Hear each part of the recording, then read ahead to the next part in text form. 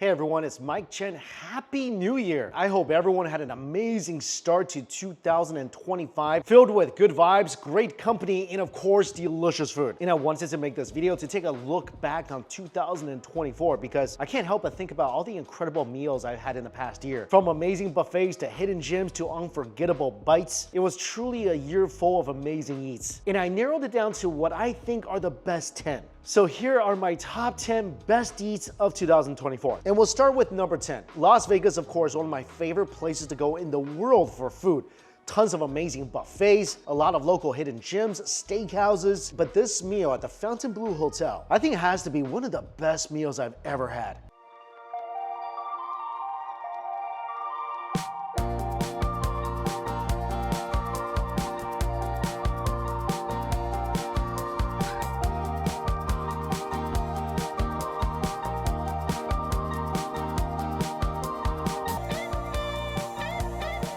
So this area is the promenade. I think because Fontainebleau is from Miami, all these restaurants are Miami-based restaurants. And this one, I waited hours for this in Miami. Miami Slice, definitely gonna go try it here. Known as homemade sandwiches. There's a sushi place in this food court that's supposed to be really popular, Bar Ito.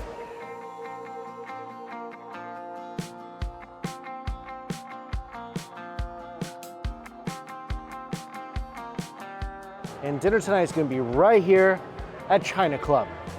So this is a really interesting restaurant. The interior looks like you're walking into like an old style Shanghai Chinese living room. There's books on the shelves and there's a 3-course prefix menu for the night. So you get to choose your appetizer, your entree, your dessert, and everything looks really, really good. So for the appetizer, there's salt and pepper squid, oxtail soup, there's prawn pea shoot dumplings, and crispy duck salad. I think I'm gonna go for the crispy duck salad because that salad uses their crispy Peking duck that they serve as a typical menu item. So I really wanna try their Peking duck and gotta get some dumplings. Appetizer 1, prawn pea shoot dumpling.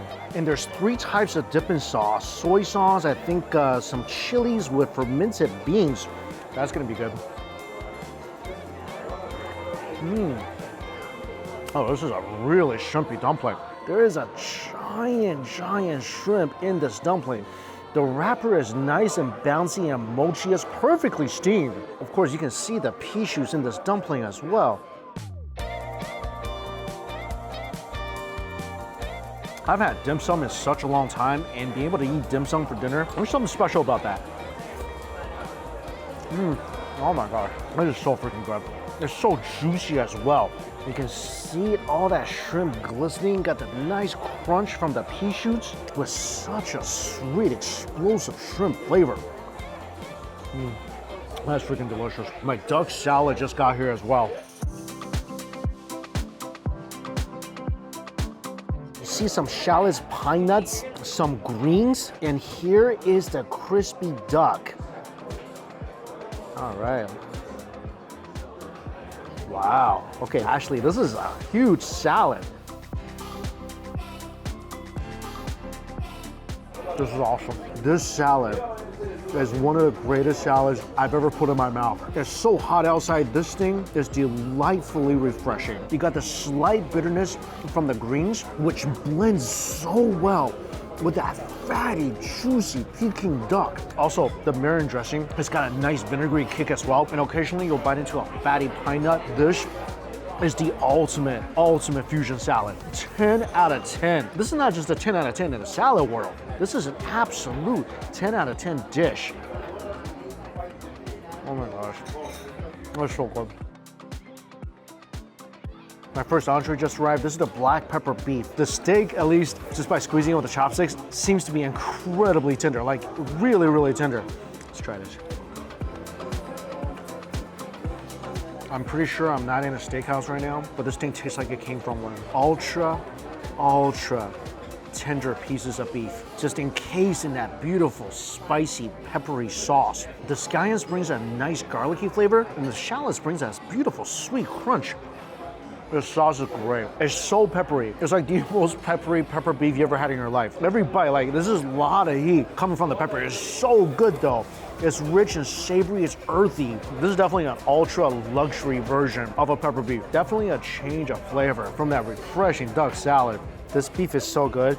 I asked for a bowl of rice, but I want to get all the scallions and shallots and all that peppery sauce onto the rice.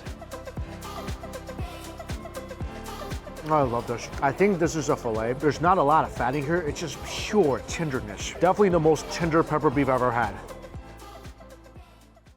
So beyond the prefix menu items that I got, this is so incredible. So apparently this restaurant, every day fresh seafood is flown in. And I got a king crab because they cook a king crab 3 different ways. The first, they take the body and they make a Singapore chili crab out of it. Then they take the legs and they make a steamed garlic crab out of it. Then they take the head, the body, the innards, all that good stuff. They make that into a fried rice. So the body is cooked into a Singapore style chili crab and it smells like a Singapore chili crab.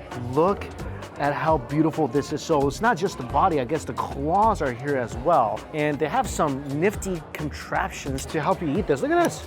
This will crack the shell of the crab. This thing, you just gotta get messy with it. Just take a chunk of meat out, dunk it back into the sauce. How crazy is this? This is slap me in the face delicious. First of all, fresh king crab. You're not gonna beat how tender and sweet that is. And this chili crab sauce, it's thick, it's rich, it's tomatoey.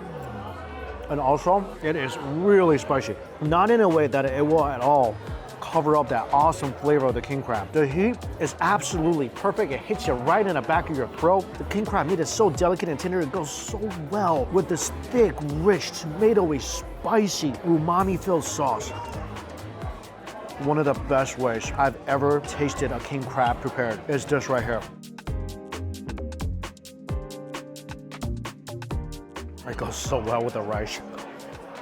This is one of the most spectacular king crab dishes ever. It looks good, it tastes even better. Yeah, eating every single drop of the sauce for sure. But a couple more dishes just came to the table. We gotta check this out. This is the legs, and they steamed it with garlic. And if I died and went to food heaven, I wanted to smell like this. So you have the different parts of the legs. Look at this. Garlic sitting on top, beautifully glistening.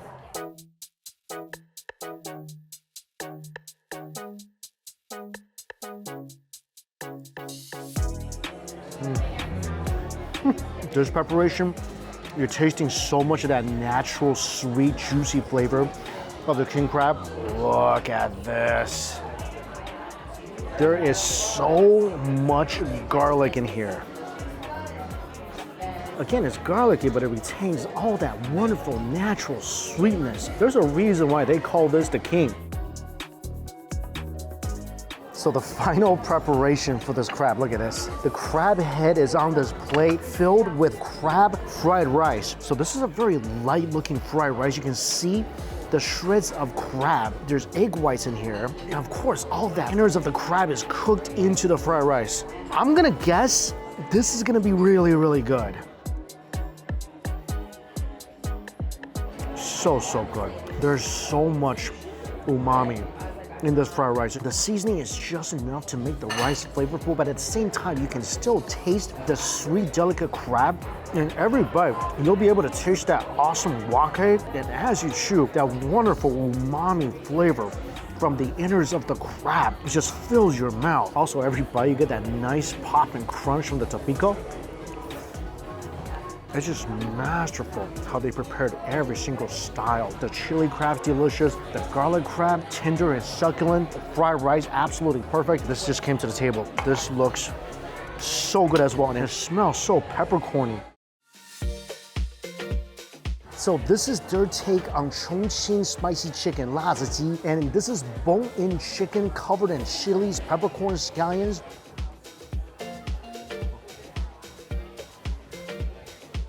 Oh my God, 10 out of 10.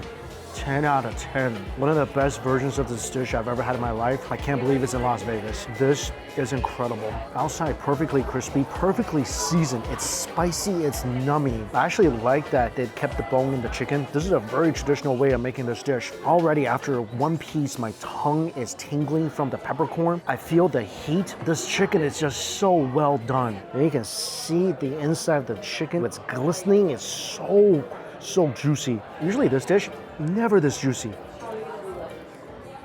Are so perfect. Every single course here, absolutely mind-blowing. I mean, this is like obviously a very fancy Chinese restaurant, but everything still retains that classic flavor of each dish. It's just mind-blowing. I'm like shocked at everything I'm tasting. It's too good.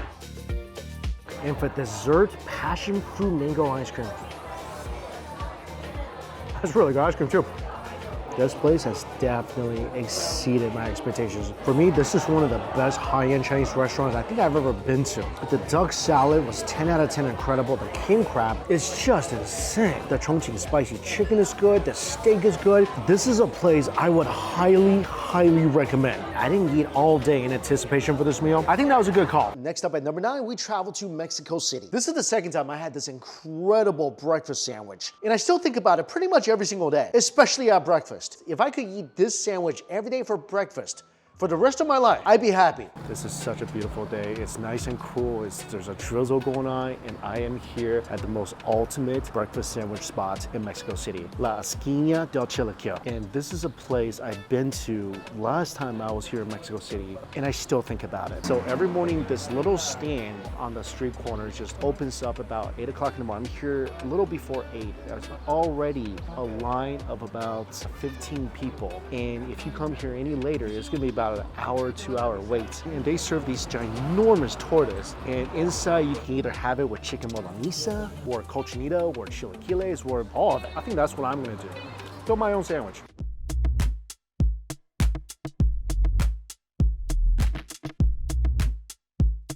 I learned from my mistake last time, which was just getting one. Now I got 2. 1 chicken, 1 pork.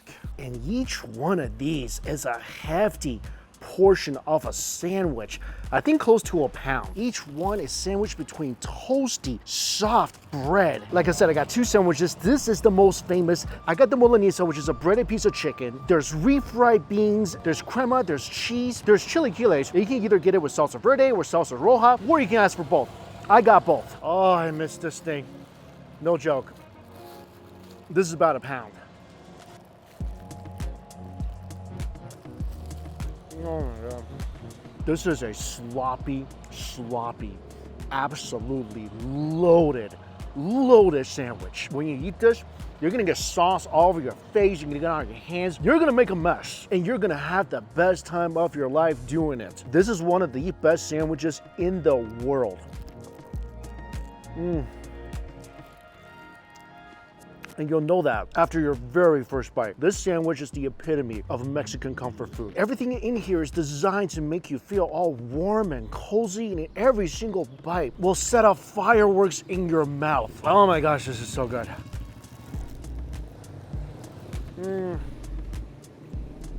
The chicken is tender, it's flavorful, it's sitting on top of a layer of refried beans that just adds to the richness, the creaminess, and brings its own amazing flavors and umami. The chilaquiles provides a smoky, spicy contrast and balance to the richness of the sandwich, and the crema and cheese just brings it home. There's almost too much flavor in the sandwich, I kid you not.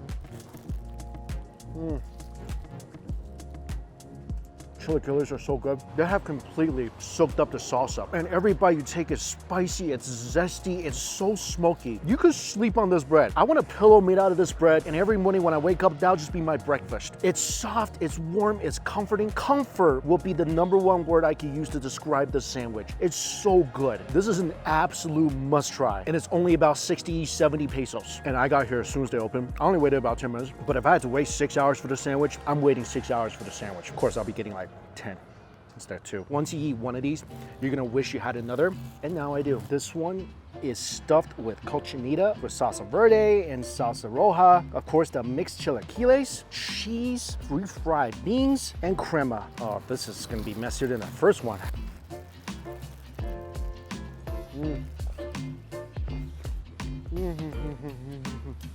Oh my gosh, I don't know which one's better. This pork is extraordinary.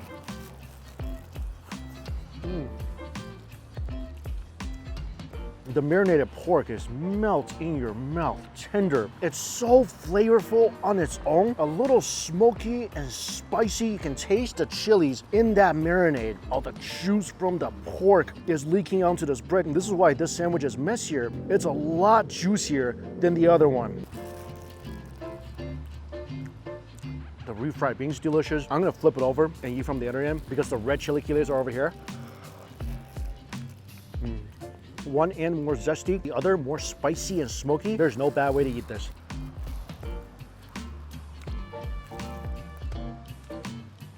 Oh man, I could go home happy right now. If I could, I want to have a day where all I eat are these sandwiches. And one, I think will pretty much tie you over for a while. But two, it's just gonna make you happier. So your choice. All right, this is gonna require my full attention not to drop any ingredients. See you in a bit. Next up at number 8, this restaurant inside a bustling food court in Los Angeles makes some of the best Mexican seafood you will ever taste. This is a restaurant I think everybody should try.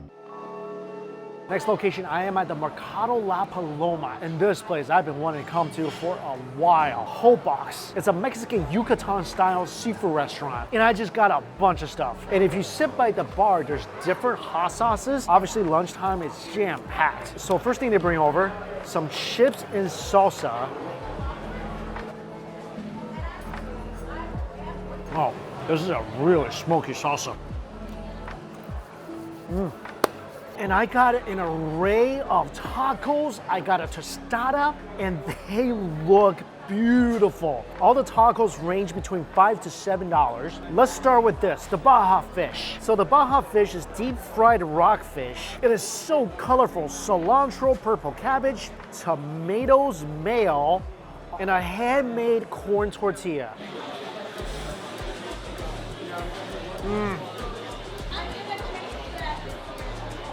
Amazing. So many flavors and textures in that bite. Love the subtle sweetness of the tortilla. All the ingredients are so fresh, from the bursting sweet tomatoes to the greens to the crunchy cabbage. The fish is light and flaky and juicy. And they have a bunch of different hot sauces at the counter.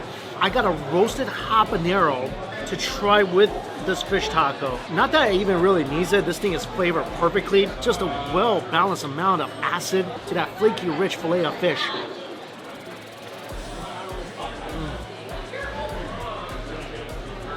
That hot sauce is so good. It's creamy, it's flavorful, and it just has volcanic level heat. I mean, it hurts, but it's so good. All right, this is their peanut hot sauce. It's a slow burn with a wonderful nutty flavor. Oh, that's really good too. The food is good. The hot sauce is fantastic. This is absolutely phenomenal. Next taco, this looks like grilled yellowtail. Oh, look how juicy this thing is. With cilantro, tomatoes, guacamole on the bottom. The yellowtail is cooked so well. The skin still retains that delightful, subtle crunch. The fish is mild and flaky, and the guacamole adds a beautiful, creamy richness.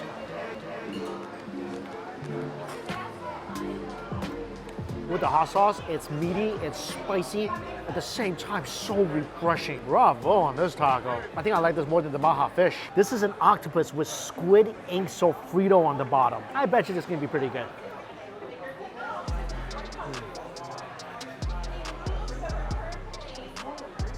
Get out of town with this. That's my favorite one. The squid is unbelievably tender. The sofrito is nutty, it's rustic with a beautiful vinegary bite. Oh man. I love the yellowtail I just had. This is even better. This next one is crazy. Looks like perfectly seared scallops, fennel, caramelized onion, and tomatoes.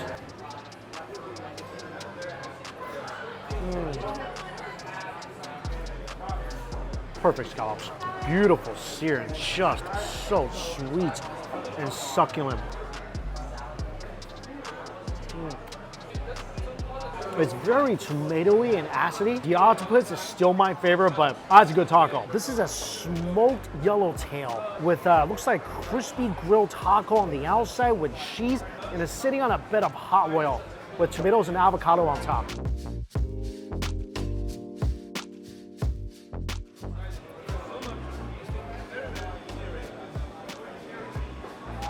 That's a delicious smoked fish. Inside a very toasty tortilla. The cheese gave it some extra richness, and all that is balanced out by the juicy sweet tomatoes on top, and a bit of hot oil and crushed peanuts definitely brings the heat. These have been some out of this world tacos. It's not just flavorful, these are some explosive flavors. Absolutely taste like Michelin tacos.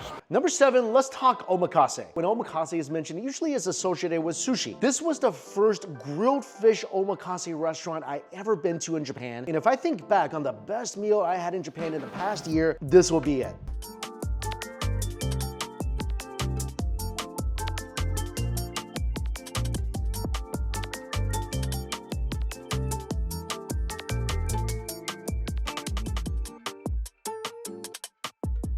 So dinner tonight is going to be at Yakio Ishikawa. This is a really unique omakase. It's a grilled fish omakase. So they bring you different types of fish and they grill it right in front of you on this grill. 10 courses.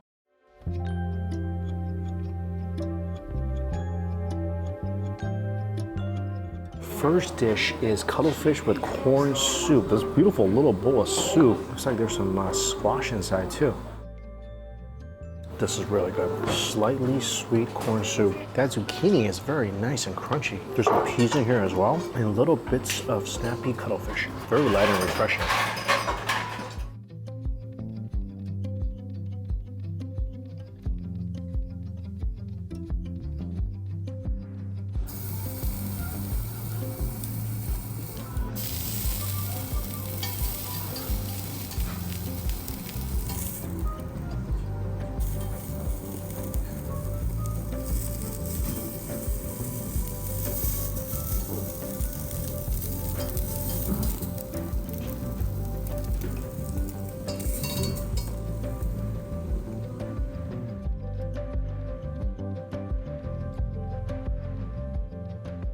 Second dish is really interesting. It's so beautiful. This is called their 3-color rice bowl.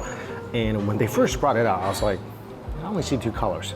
The third color is the tuna that they just grilled right in front of me. And it's perfectly seared. The inside is still beautifully pink and it's sitting on top of ikura and uni over sushi rice. And this thing is beautiful.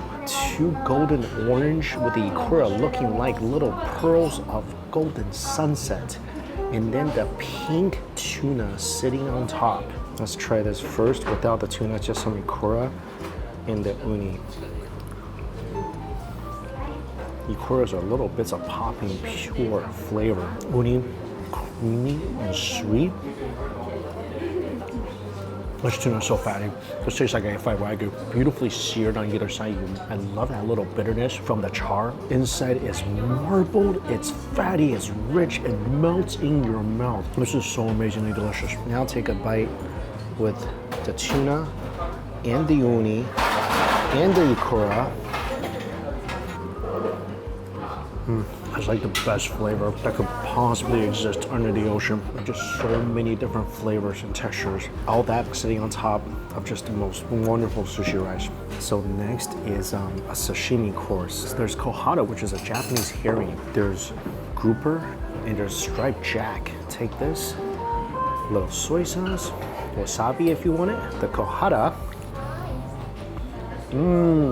I'm a fan of that. That's delicious. It's a very meaty fish. Texture has a wonderful chew. A little oily. That thing's got a lot of flavor. Next is the grouper. Oh, a bit of a tough fish. I think that one's just okay. And then striped jack with some seaweed. Really tender, very buttery.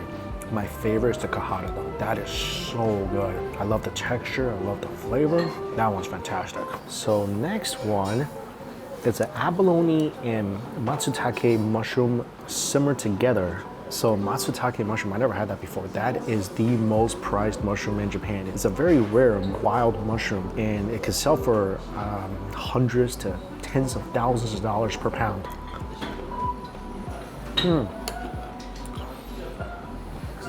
Wow, that's probably one of the earthiest mushrooms I've ever had. Also has a nutty note to it. I don't know if I spent thousands of dollars a pound for it, but it's a good mushroom. Wow. Abalone is fantastic. That's as tender as abalone will ever get. Next course is assorted grilled fish, and they brought out a platter of different fish. 1, 2, 3, 4, 5, 7 different types of fish. First thing that went on the grill, soft shell clams from Hokkaido. I don't think I've ever had this before.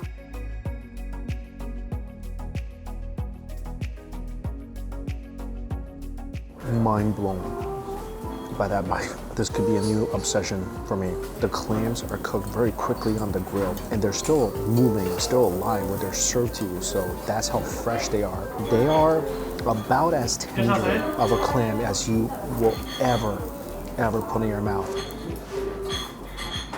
It's super snappy. The grill gives it such a beautiful smoky flavor. It's so sweet. Zero brininess in this clam. It's out of this world. Next, really thin piece of swordfish with some scallions and radish on top. That is an awesome bite of swordfish. It's a very fatty part of the swordfish. It's so tender. Usually swordfish, not very tender, especially grilled. That piece melts in your mouth, and they put a little scallion and radish on there to give it a little bit of acid, because that is some melt in your mouth, fatty, rich swordfish. And chase it with this eggplant salad they brought over. Oh, that was a phenomenal couple pieces of fish.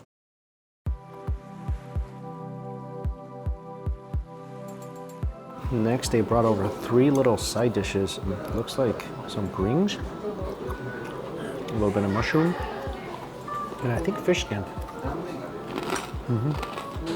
Really good. Obviously, that's my favorite one. That one's not bad either.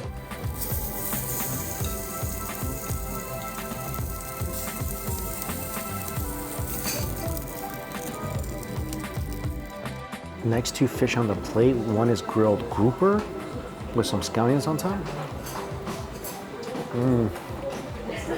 That is some tender grouper. Beautiful char on the outside. Again, that incredible smoky flavor. That balances perfectly with the sweetness of the fish. Grouper is a very meaty fish. When they sear it all the sides, it really traps the juice in, so it makes it such a nice, tender, juicy piece of fish. And this is gonna be so good. This is grilled otoro, like a giant piece of it.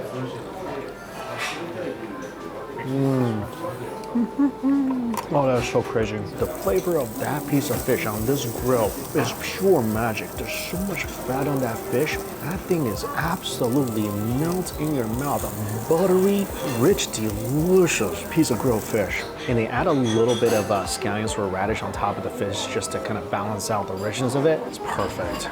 It really is. It's such a unique experience. I never knew something like this existed. This is like yakiniku, like seafood yakiniku.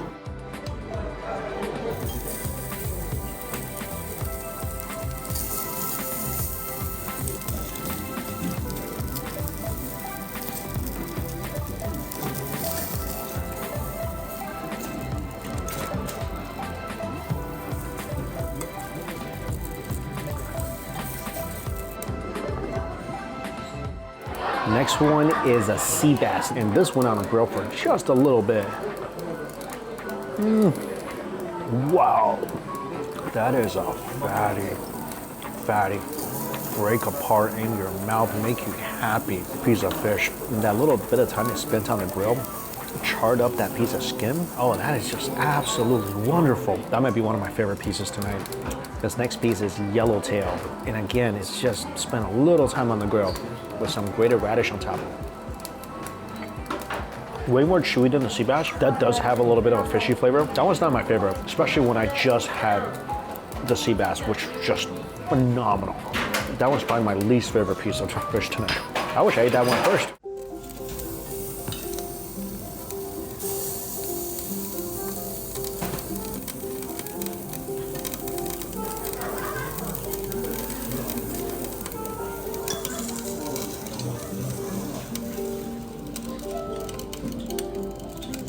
Last cut of fish. This is chutoro, so this is medium fat tuna and lightly grilled. It's served the sukiyaki style, so with a golden egg yolk.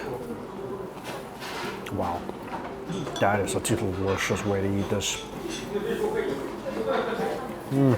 Absolutely love how that fat crisp up when it hit the grill. A hint of bitterness to balance out the richness of the chutoro. And the egg just makes it even more rich and creamy and delicious. A little sukiyaki sauce in here for a hint of sweetness really brings out the smokiness of the fish. I'd say that's top 3 for me tonight. Finally, another piece of grouper, this time fried with a piece of lemon on the side. That is fried so nicely. Now this is a great piece of grouper. Beautifully toasty on the outside with just that magnificent crunch. So tender and juicy inside. That's so good. They serve the piece of grouper that's right attached to the rib. So you're getting a lot of collagen in here too. That's so good, so good, so good. So second to the last course, this is clam noodles. They ask you if you want small, medium, or large. I got large. This is the large, so don't be afraid to get large. Cold clam noodles. Noodles are really, really good. The broth is really not seasoned much. I think a little clam juice and salt. Not bad. Very refreshing. The noodles are spectacular. The chew. That's a chewy noodle. Finally, for dessert, pumpkin pudding. Huge pumpkin flavor, caramelly, and some oolong tea. This has been an exceptional experience. Like I said, it's kind of like a yakiniku, but I think it's better because with yakiniku you get different cuts of steak, which more or less taste the same, usually all beef. This, different cuts of fish, everything tastes extremely different, and it tastes phenomenal. Food, I say, solid 9 out of 10, maybe higher. It's incredible. The grill, the smokiness, you get every single bite, the presentation, it's perfect. This place is something that's truly, truly unique in the Japanese barbecue world. And again, like I've been coming to Japan for a long, long time, never heard of anything like this. So this is 100% worth a try. Number 6 has to be Brewery and the Beast in Calgary, Canada. I've never seen a food festival like this before. It's filled with vendors cooking everything from steak to barbecue ribs, chicken, scallops. And the craziest thing is, it's all you can eat and drink.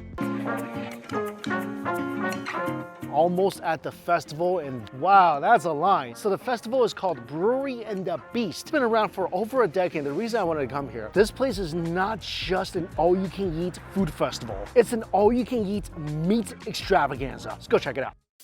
When you walk in, they give you 5 drink tickets and a little wooden board to place your drinks and your food.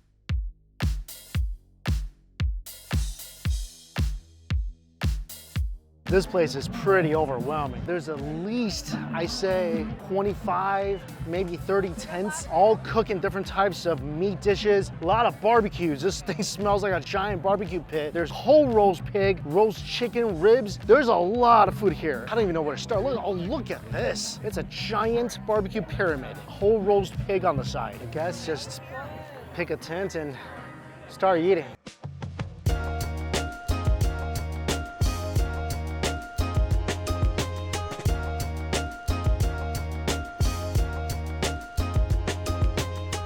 First place I'm at, it's a place called Oxbow, and they are roasting lechon kawali with saffron rice and banana ketchup.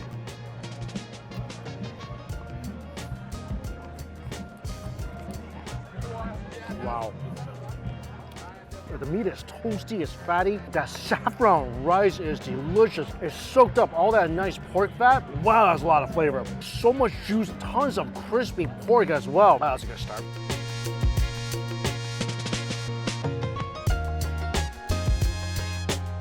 Next, barbecue pork ribs and smoked corn elote. And this thing looks really juicy. This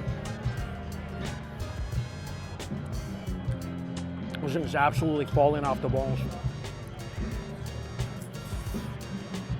Wow. Just a tender, smoky pork rib. Really good. Some of that pop and sweet corn. Just so much food. The line moves pretty quickly. This is lamb and beef donair. This is so awesome. Crispy roasted lamb and beef with some kind of a sweet creamy sauce on top. Love the onions, love the cheese. Ah, so good. Only 3 bites in so far. I love how like every food item, pretty much a bite, maybe 2. This way you got space for a lot more. This is a long line here. Oh, this is Korean barbecue. That looks like a giant piece of meat over there.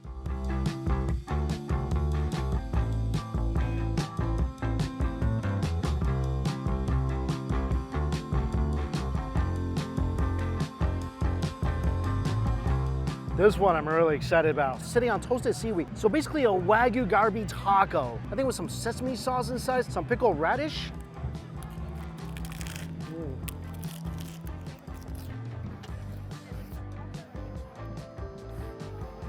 That was a mesmerizing bite. Holy crap, that was good. That Wagyu Garbi is so fatty and juicy. The seaweed is wonderfully crispy. The sesame sauce is delicious, a little spicy. Love the refreshing crunch from the radish. 10 out of 10 bite. Oh, so good. And right next door, look how big the steak is. Oh, let's get some of this.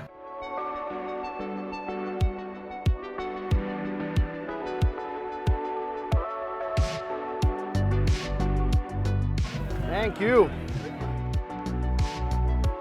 This is a hip steak and they sous vide it overnight and they finish it on the grill. Oh, that smells smoky. Really good flavors.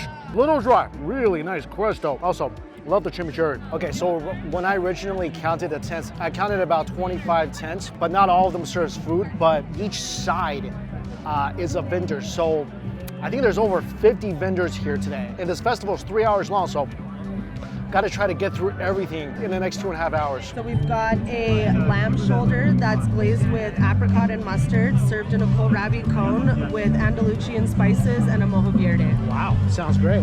I just grab one? Yeah, you do. Thank you so much. Oh, there's a lot of stuff in here.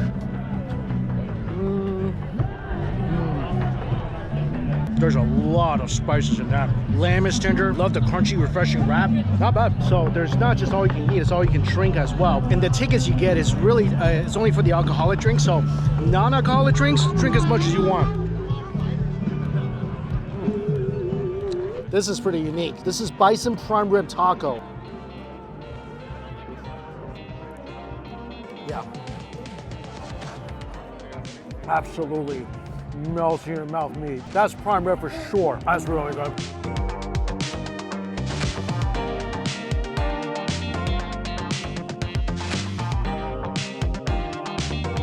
This is pork belly with stone fruit glaze and maple crumble.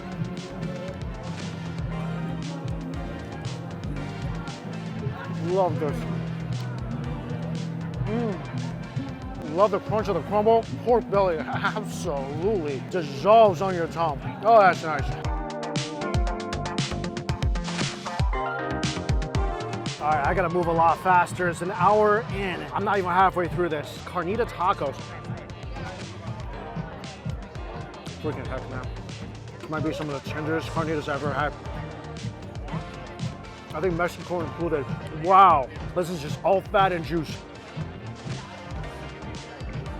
That was absolutely off the hook. There's a couple of stalls here. Let's see what they have. So Two River Meats, there's sausages here. And Yellow Door Bistro. Braised beef shank. Yeah. Yes, thank you so much. Flatbread with braised beef on top. That's some juicy, juicy beef. Bread is homemade as well. That's a very umami-filled aioli. Check out this place. This is a crispy fried chicken with maple chili flakes. What? Oh my gosh, this is so crazy. Ah. That is a crispy fried chicken.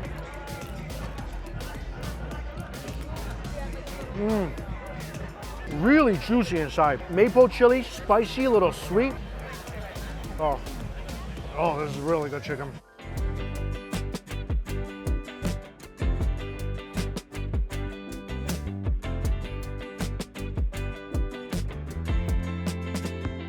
Next up, lamb neck meat on top of a crispy seaweed with lamb fat and crispy barley puffs.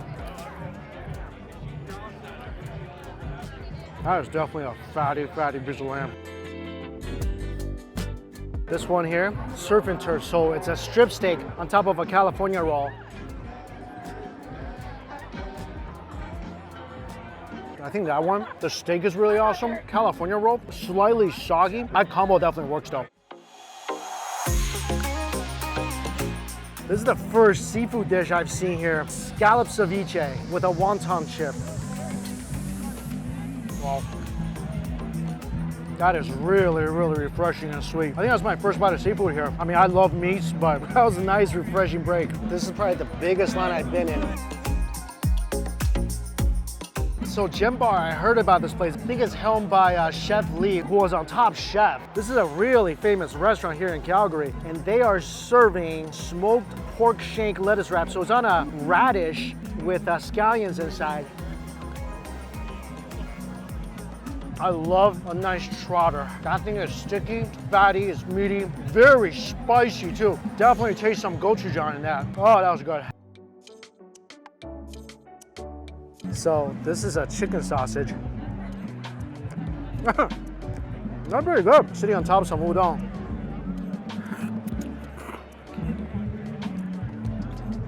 Chicken sausage on cold udon. I like it.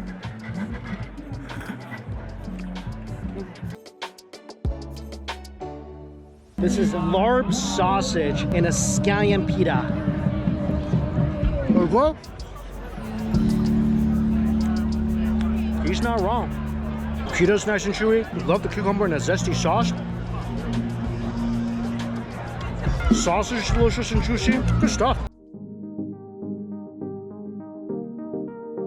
Next, a teriyaki beef skewer. I really like how fatty this beef is. It's juicy, it's covered in sesame sauce.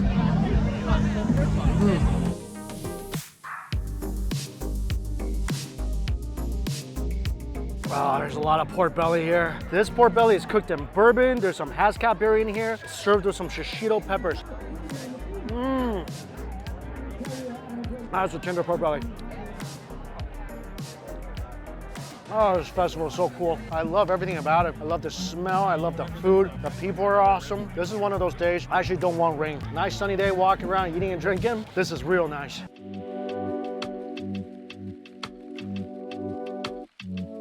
Smoked baby back ribs. They're nice and zesty barbecue sauce. Someone just walked by offering chicken. It's with aji amarillo glaze.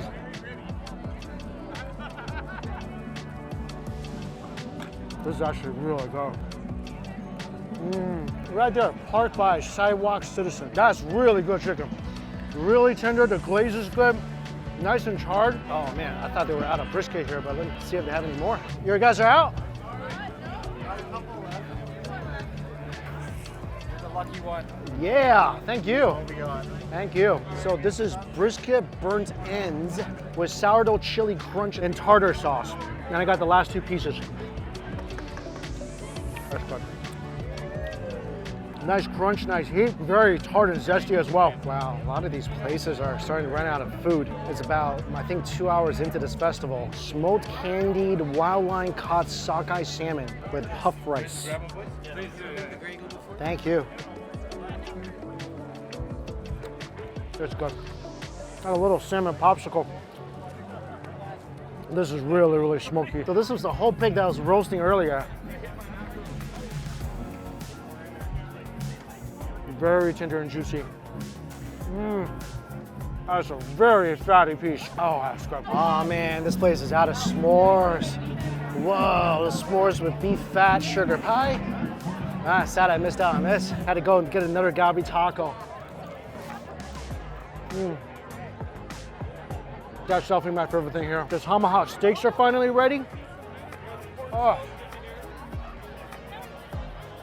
That's from the Two River Meats. Oh, that's a nice tender stick. And that wraps up my time at the meat festival. You can definitely try every single booth. I think there's only a few things I didn't get to try. One of them was the s'more. They were out of stuff maybe an hour and a half into the festival, but I definitely had my fill. Even if you don't drink alcohol, there's a lot of non-alcoholic drinks in there. The meat is spectacular. There's not a lot of times in my life that I'm completely meated out. I think I'm completely meated out after this. This is a meat festival indeed. There's so much ribs, tacos, roasted chicken, sausages. I mean, this is a literal carnivore's paradise. So the price after everything, tax and fees, about $125 per person, and you get, like I said, 5 alcohol tickets. So you can have 5 alcoholic drinks. The non-alcoholic drinks don't need a ticket, so you can drink as much as you want of that. It's basically a giant outdoor meat buffet, and it is tremendous. It's definitely something I could not do every month even, but once a year, for sure. And I love that it's not just plain roasted chicken or a pork rib. So much thought goes into every single dish. And just walking around looking at the meats cooking on the fire, it's a sight to behold. Is this worth $125 for something you don't do very often? For once a year?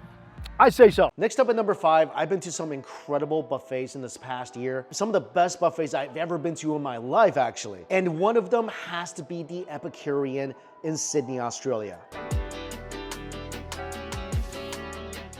I am here at the Crown Sydney Hotel at the Epicurean Buffet, and I'm here during Easter, and this is their Easter dinner buffet. Let me show you around. When you first walk in, you are greeted by a ginormous chocolate Easter bunny. The dessert section is filled with cakes, pastries, flowing chocolate fountains, ice cream, so many different colors and bunnies.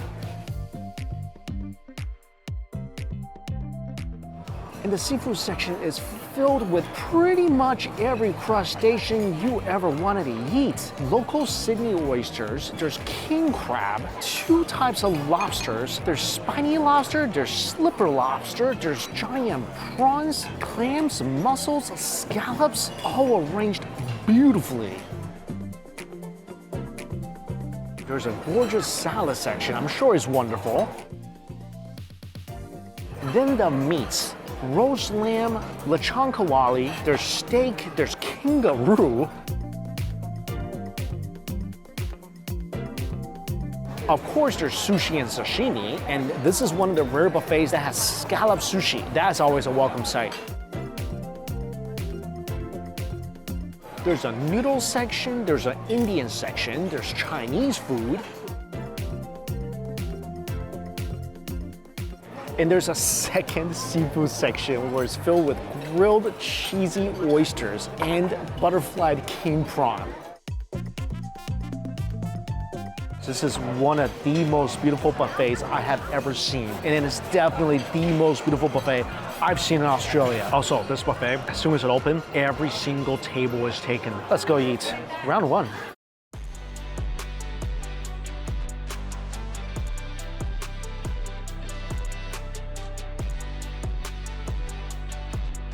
All right, round 1, tons of seafood. And the seafood here is very unique. First of all, scallop sashimi with a little bit of pepper, onions. You don't ever see a lot of scallop sashimi on buffets. And look at this, cured kingfish, some flower crabs, spiny lobster, slipper lobster, and a whole plate of king crab. Start off, scallop sashimi. This is so awesome. The most tender, succulent scallops, creamy, sweet, and delicate with a little crunch from the peppers and onions. This is so good, so good. I really wanted to try this, the cured kingfish. That is a delicious piece of fish. It's firm and just so buttery. It's so, so buttery. So these are Sydney rock oysters. From what I understand, most of the seafood, they source it locally around Sydney. So on this buffet, the seafood is gonna be about as fresh as you can get. These oysters are really different than the ones I've had before. So of course, it's a small oyster, and the flavor is incredibly buttery. Buttery with a hint of sweetness and a little bit of brininess. It's a very complex tasting oyster. This is a New Zealand mussel, so it's a big sized mussel. Oh yeah. It's very, very plump, a little sweet. Not much brininess to it. There's some garlic vinegar, made the sweetness of the mussels more pronounced. It just goes great with it. I'm trying to keep a checklist of things I want to eat in round 2 or 3 or 4, and so far it's pretty much everything I put in my mouth. Slipper lobster. Oh, look at that. You gotta get all that head and innards with the meat from the body and the tail. And this just comes out in one single swoop. Look at how beautiful that is. Oh, that's good. That lobster is delicate, it's rich, it's sweet, a little bit of brininess. I love that extra umami flavor from the head and body. This is the spiny lobster. Spiny lobster, not as sweet as the Atlantic lobster, but the flavor is so rich. The meat is firm but tender, and I love how they just have raw garlic laying around. Got myself some raw garlic, chase it with that. Growing up, I ate raw garlics and scallions with pretty much everything, and it goes really well with the richness of the lobster. Flower crab, probably the most tender of all the crabs. The meat is flaky. Also, the sweetness is balanced beautifully by that very subtle brininess. The meat is so soft and succulent. There's a lot of work with these crabs, but definitely worth it. This is my favorite, and this is, of course, something you don't see a lot on all-you-can-eat buffets. This is the king, and it will always be the king. Because when it comes to shellfish, ain't nothing gonna be sweeter than this. It's so rich and sweet. Just the seafood section alone of this buffet is such a luxurious dining experience. Really don't need to dip this in anything.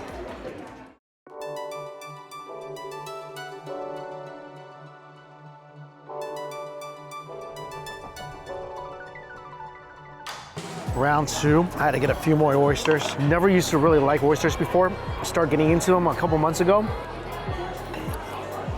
I think this is the best one I've had. Also, I don't usually get a lot of cheese or cured meats, but this place has some very unique items. There's some melty camembert, there's some smoky paprika goat cheese. In the cured meat section, there's truffle boar. There's also some capicola and bresaola, and duck liver. There's pickled figs, there's pickled grapes. Also got some honey to go with my hard cheese.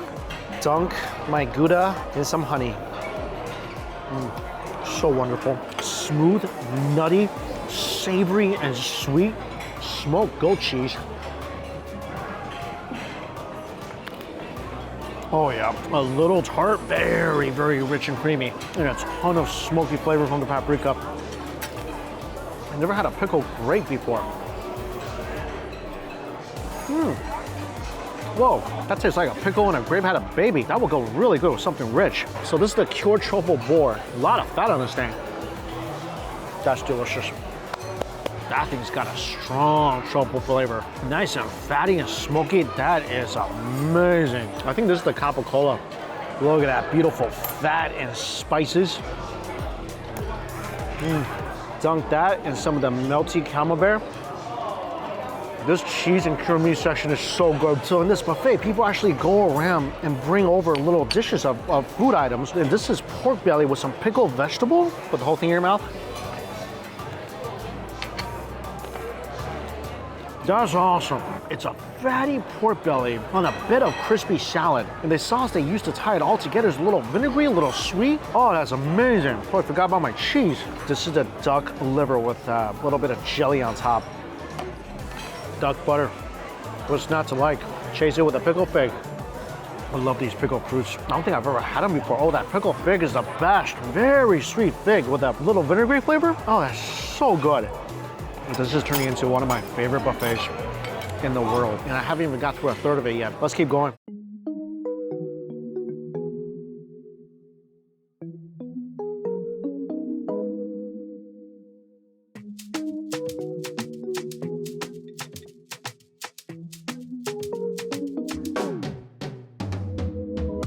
Next stop was at the sushi section. This is a squid salad, tuna sushi, scallop sushi, ocean trout belly. Oh, fatty and so yummy. Look at this squid salad. Chunks of squid with little fish roll on top. This is so good. Tender chunks of squid, a little wasabi in here to balance out the richness, and topiko on top, and seared tuna. How could that not be good? A giant scallop sushi. This is also something you don't see a lot of buffets because scallop is a pricey item.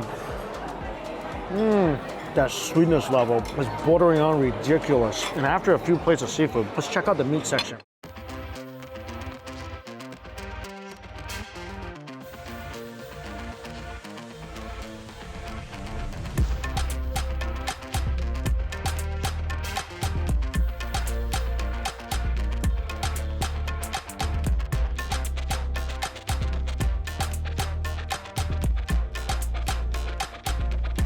This plate I'm so excited about. I got 2 king prawns, a roasted eggplant with tahini. I got a couple oyster casino and a couple grilled cheesy oysters. Also, it looks like some lechon barramundi fish, a juicy looking lamb rib, and a piece of kangaroo steak. Oh, also a Yorkshire pudding, a roasted butterflied king prawn. Wow. Such a sweet prawn with all that amazing fire roasted flavor. And this is the head in all its glory. That's just the best. The oysters obviously been sitting under the buffet lamp of death for a while.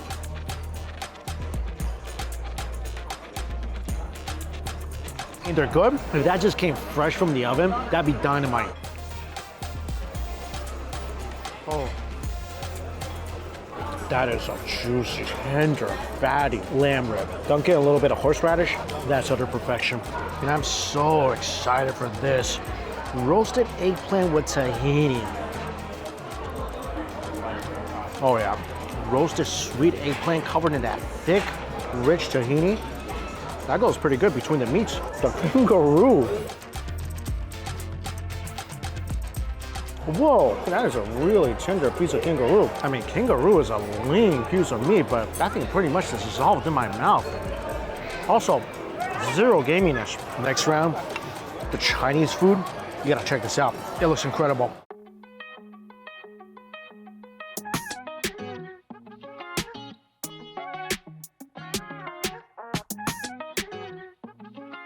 So first of all, mussels and black bean sauce. I'm eating that over lotus leaf fried rice. Oh yeah. This is absolute perfection. Black bean sauce is one of my favorite seasonings. It goes so well with any sort of meat, seafood. It has such amazing earthiness and umami to the mussels. It's perfect with the mussels. Also, check this out. Braised beef with radish. Every single Chinese dish on this buffet tastes like it came from an authentic Chinese restaurant. I just got some disturbing news. I totally lost track of time. I only have 22 minutes left on this buffet. Dessert.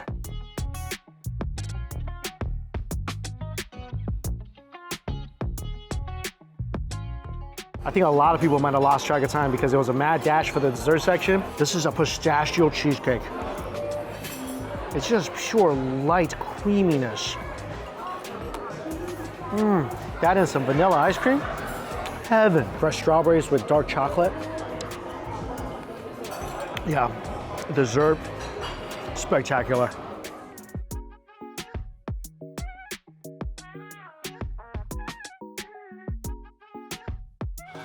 My last round of food. I got some Peking duck. I didn't roll it as good as I should have, but time is of the essence. It's very good. The pancake's good, the duck is tender. So they have a soy sauce chicken. Well, I love this. And normally buffets, what they don't give you is scallion ginger sauce. And scallion ginger sauce is a very delicious component of a roast chicken. And they absolutely nailed that sauce. Also, there's a noodle soup station. So I got myself a bowl of Taiwanese beef noodle soup, which tastes more like pho. All right, this might be the first thing on this buffet I didn't quite like. The beef is very tender though. Finally, this is a Chinese spare rib. So it's soaked in what I could only imagine as sweet and vinegary sauce. Delicious. All the Chinese dishes with the exception of this beef noodle soup. The flavors are exceptional. I will give this buffet a solid 9 out of 10. So I guess for dinner, there's only one seating. We got in at 5:30 p.m. and it's 8 o'clock. So 5:30 p.m. to 8, you get 2.5 hours. I imagine you could stay past that time and just eat whatever's on the buffet, but they probably stop putting dishes out at 8 o'clock. But this buffet has pretty much everything you desire. The king crab, the scallops, the oysters, all the seafood are exceptional. The roast meat's delicious. There's exotic meats like kangaroo, there's rabbit, which I didn't get. The Chinese dishes are all delicious. There's Italian food. The cheese and cured meat section's phenomenal. The desserts are fantastic. Service is exceptional. The cost of this buffet is 170 Australian dollars, which is special pricing for Easter weekend, but usually on weekdays it's $130 for dinner, and then 150 on weekends. So at today's exchange rate, on a typical weekend is 97, typical weekday dinner 83. So this buffet, $110, that's a pretty good price for all the stuff I'm getting. I mean, you're talking about king crab, oysters, everything I mentioned before. There's so much food, so many selections, everything tastes good. And 110 is including everything, tax, service, everything. That's what you pay. I always give this example, but I'm pretty sure at Bacchanal, you're gonna be paying with tax and gratuity at least 120 for dinner. This is the best buffet I've had in Australia by far. I will rank this as one of my top 5 buffets in the world. I liked it that much. At number 4, we're traveling to Portland, Oregon, which has just the greatest food truck scene anywhere. I couldn't really narrow it down to one food truck I like the best, but these are my favorites.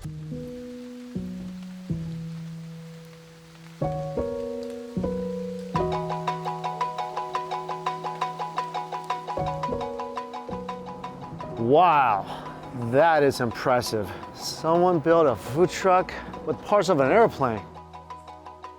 This is the first time I've ever been in a food truck park in Portland before. And this city really is where the food truck culture started. And there's actually a lot of food truck parks like this all around Portland. And the reason I'm at this food truck park is for dumplings, but not the ones I typically get. At Pelmeni Pelmeni. And Andre here, you're the owner of this food truck. Yeah. Tell me a little bit about your food.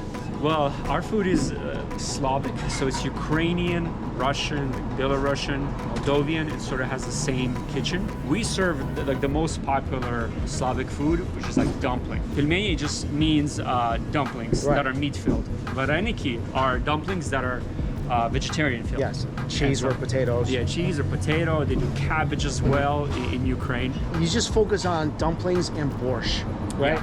We keep our menu very simple, but it's easy to execute, and we can make a perfect meal every single time. Okay, I'm gonna let you decide what I eat today, but I can't wait. Yeah, absolutely.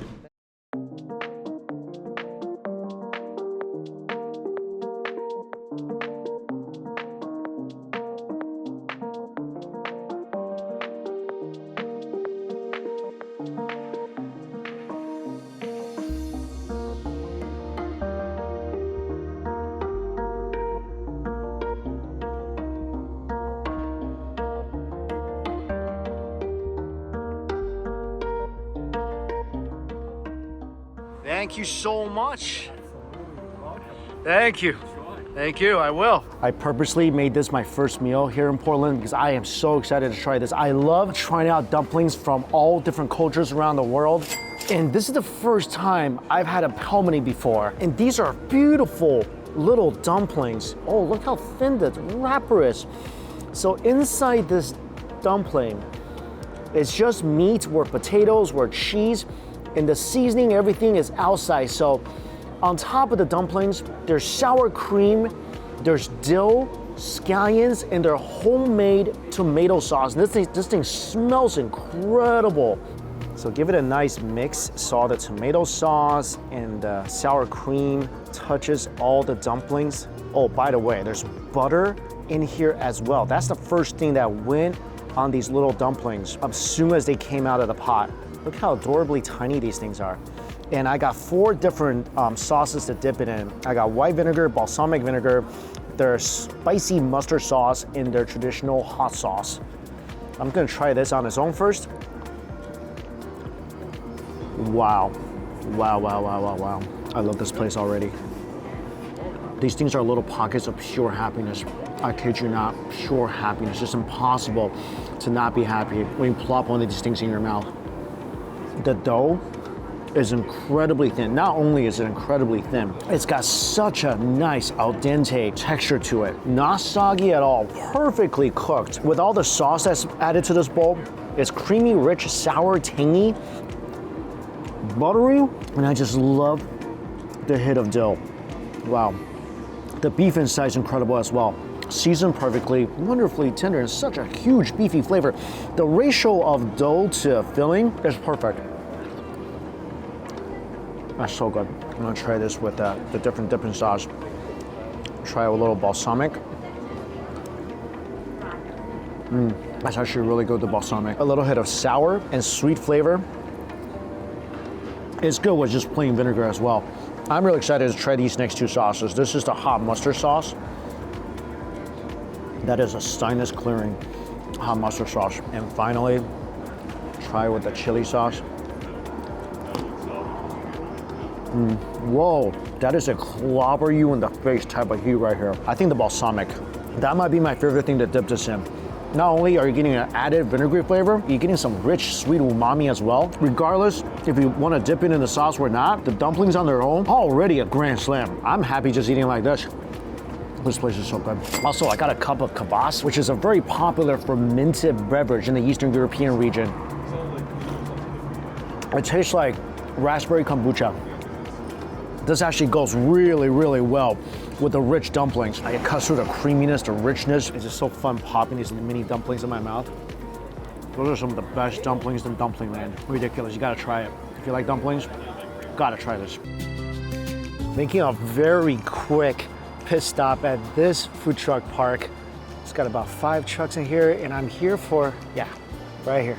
Fry baby. So I got the sandwich of the week, the snow cheese chicken sandwich, and also I got their kimchi mac and cheese. By the way, I love parks like this. It's like outdoor food courts. I wish I had enough time and stomach to try everything because everything looks so good. So this food truck was voted #1 food truck last year here in Portland. The way they make their chicken sandwich is really interesting. They use makgeolli, which is a rice wine, to draw out the moisture from the breading. Oh my gosh, that is beautiful. Oh, look at that. Holy moly, that looks beautiful. Look at that glistening chicken sitting on some spicy scallions. And it looks like a slice of daikon on the bottom. This is snow cheese. You can see the snow cheese dusting on the outside of the chicken patty. And this chicken patty looks so different than any other fried chicken patty I've seen before. The outside breading looks so light.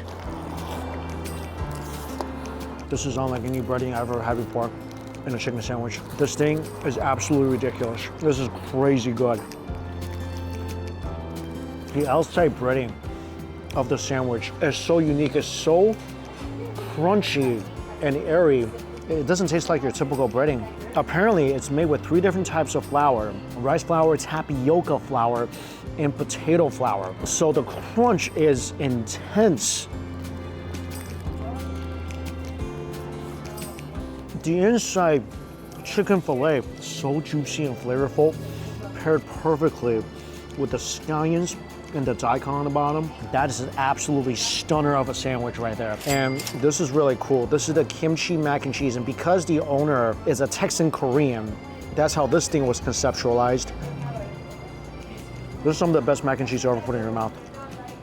It's cheesy, it's rich, but also this thing is spicy. You 100% taste the kimchi. Flavor, texture, everything, mind-blowing. Both of these things. It's best to just eat it together. Every element of the sandwich, the mac and cheese, so well thought out, perfectly executed, phenomenal, phenomenal. One of the best food trucks I've ever been to.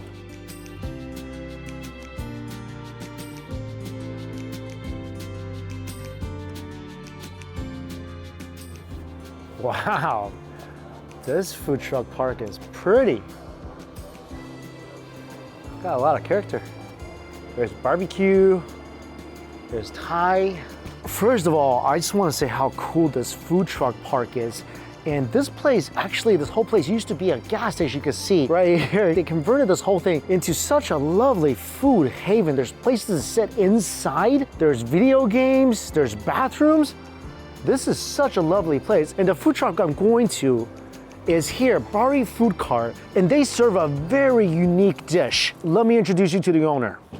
Walter, how you doing? Good evening, very well. How are you doing? Good. Walter is the owner of this establishment, and we're about to cook an incredibly local, delicious dish today. What we make here is the panzerotti fritti. It's a local regional food from Bari city, situated in Puglia region, southeast Adriatic coast.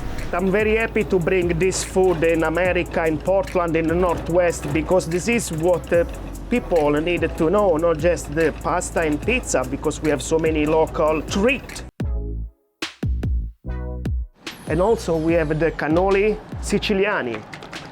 This is my homemade raspberry sauce, and then the cannoli pastry shelf with my filling of ricotta cheese, little powdered sugar, lemon zest, orange zest, Belgium chocolate drop, a little touch of cinnamon. This is a special treat. After the panzerotto, it's even better.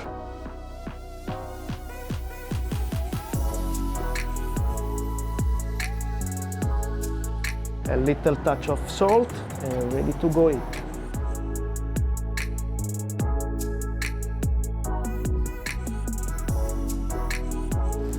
Voila. All right, I am so excited for this. Panzerotti is something I've never seen before, and I can't believe I didn't try this in Italy because this looks so amazing. The outside is toasty, inside nice and soft, and I got two different flavors. The carne and calabrese. And the carne stuffed full of cheese and meat. The crust is remarkably thin. I'm almost like nervous to take a bite. There's so much anticipation right now. Oh my gosh. This is some slap me in the face delicious stuff. Oh.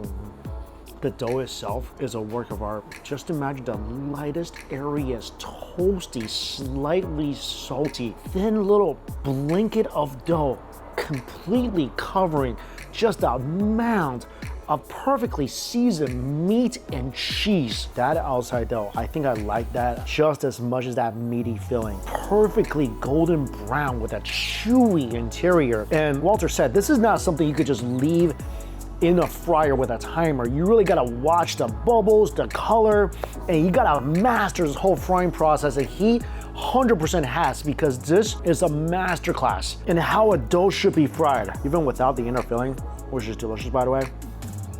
I could have a whole meal just with this dough. So this is the calabrese. Look at this. So this one is cheese, and I think what Walter said was this is sort of a salami pate that just integrates with that melty cheese and turns into, like, you can see all the red spicy oil inside. Look at all that cheese. You can see that crispy outer shell.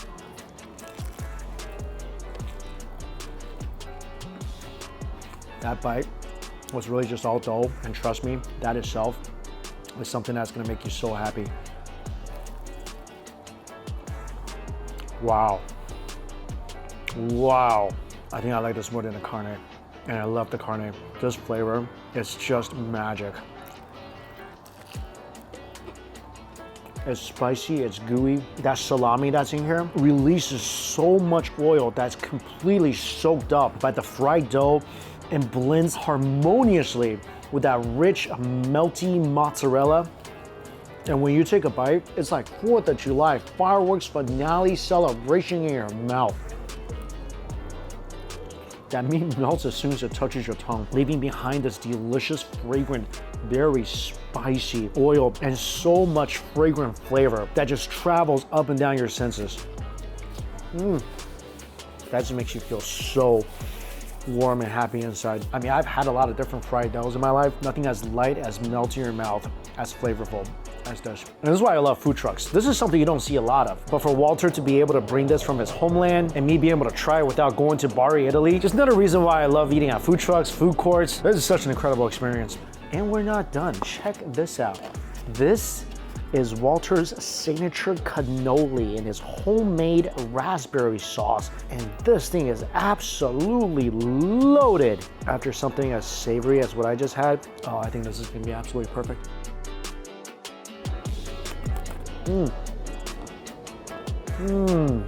This is a cannoli. Absolutely exquisite. It's cinnamony. You definitely taste so much of the wonderful flavor of the orange zest. The ricotta cheese filling is not overly sweet, perfectly rich and creamy. I mean, every bite you take, you're tasting the citrus, the spices, and the chocolate chips as well. Well, that was magical. Lack of a better word. Magical food experience. I'm so happy right now. I'm literally sitting by a fire on top of a wooden barrel, eating this incredibly traditional Italian meal. It doesn't get much better than this. It really doesn't. Thank you so much, my friend. Ciao. Next place I'm at, 23rd and Food Carts, and I am here for this right here. Mole Mexican cuisine.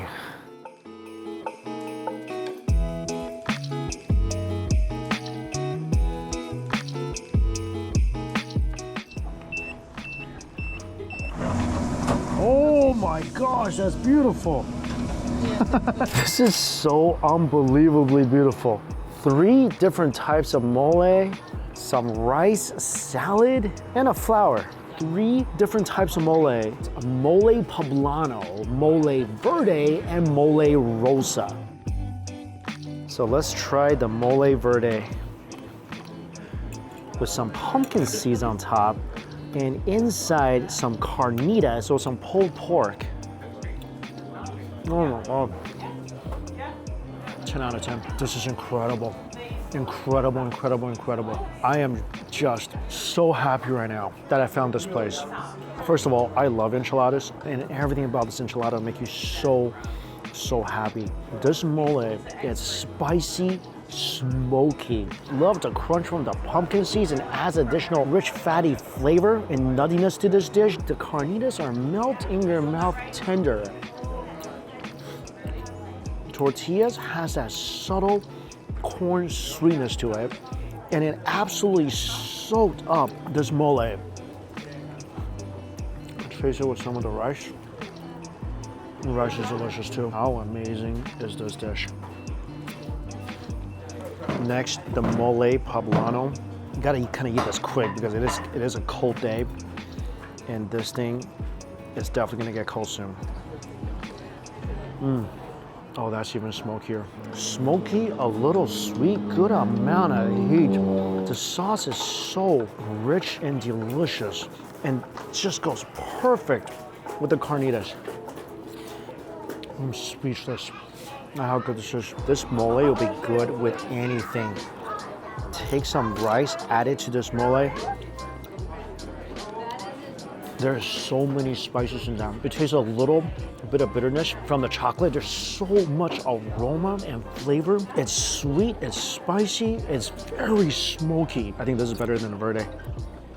And this is really interesting. This is the mole rosa.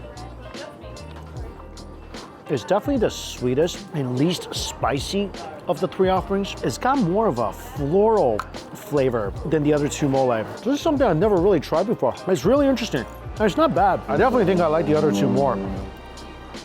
Yeah, everything about this dish, from the carnitas to the mole to the tortillas to the rice, it's like I'm in Mexico right now. This absolutely brought me back. When you get to choose your own protein, if you ever do come here, I highly recommend getting the carnitas. The fatty rich pork is so perfect with the smoky mole. This place has got to be on the must-try list if you are ever in Portland. If you love Mexican food, this is about as good as it gets. It's getting so cold right now. Oh, this place. I think one last sandwich for today. This is a beautiful looking, even better smelling sandwich. So this sandwich is made with pork sausage patty, anchovy mayo, pickled red onions, capers, parsley, salsa verde, greens on their homemade sourdough ciabatta bread with roasted potatoes.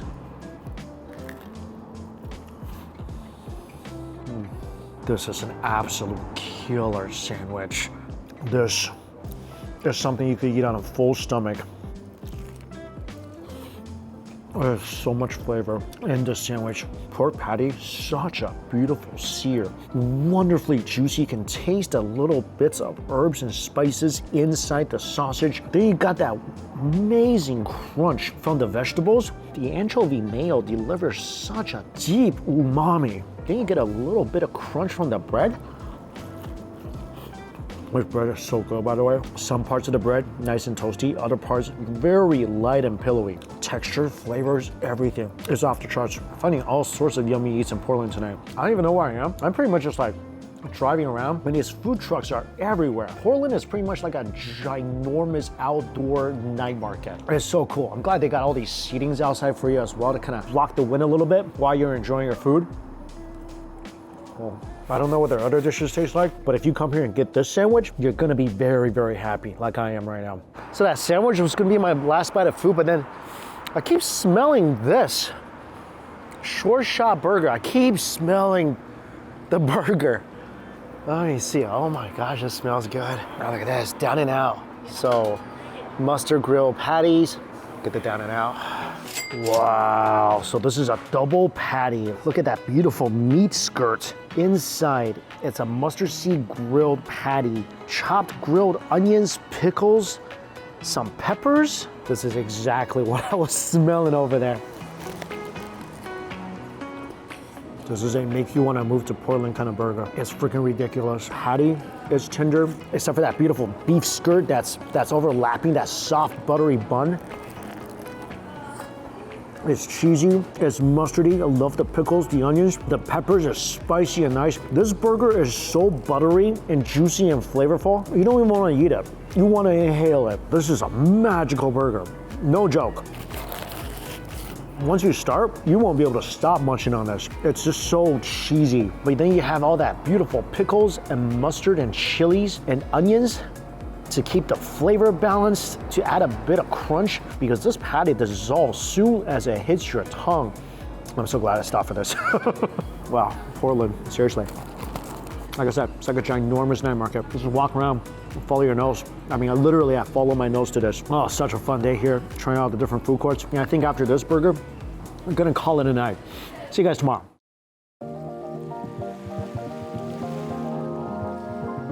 Good morning. I think I really caught a break in the last couple days. It's supposed to be raining the whole day yesterday and today. And usually I would love rain, but definitely nice not to be eating outside in it. Anyways, breakfast time, and I am here for this. This is something I've heard so much good things about. So they have savory and sweet waffles. And look at this. They bake their waffle to order in a heavy-duty waffle oven imported from Belgium. Okay, this looks really good. And I'm here with the owner, Eric. And you guys, well, how'd you start doing this? We started 5 years ago in Olympia, which is the city just south of Seattle. This is our second location here. So this is our Belgian waffle oven. We imported it in all the way from Belgium, from Brussels. It does not run on electricity or anything. It's all gas propane. So you can see down here, we turn the candles up, measure the temperature with this gun here. It's kind of like a musical instrument almost, like there's a big learning curve to it, but it cooks the waffles in a way that you just can't quite get with electricity. It just gives a really crispy exterior and a really nice soft interior that's like you can see it just kind of is like porous, almost like brioche interior that just really melts in your mouth.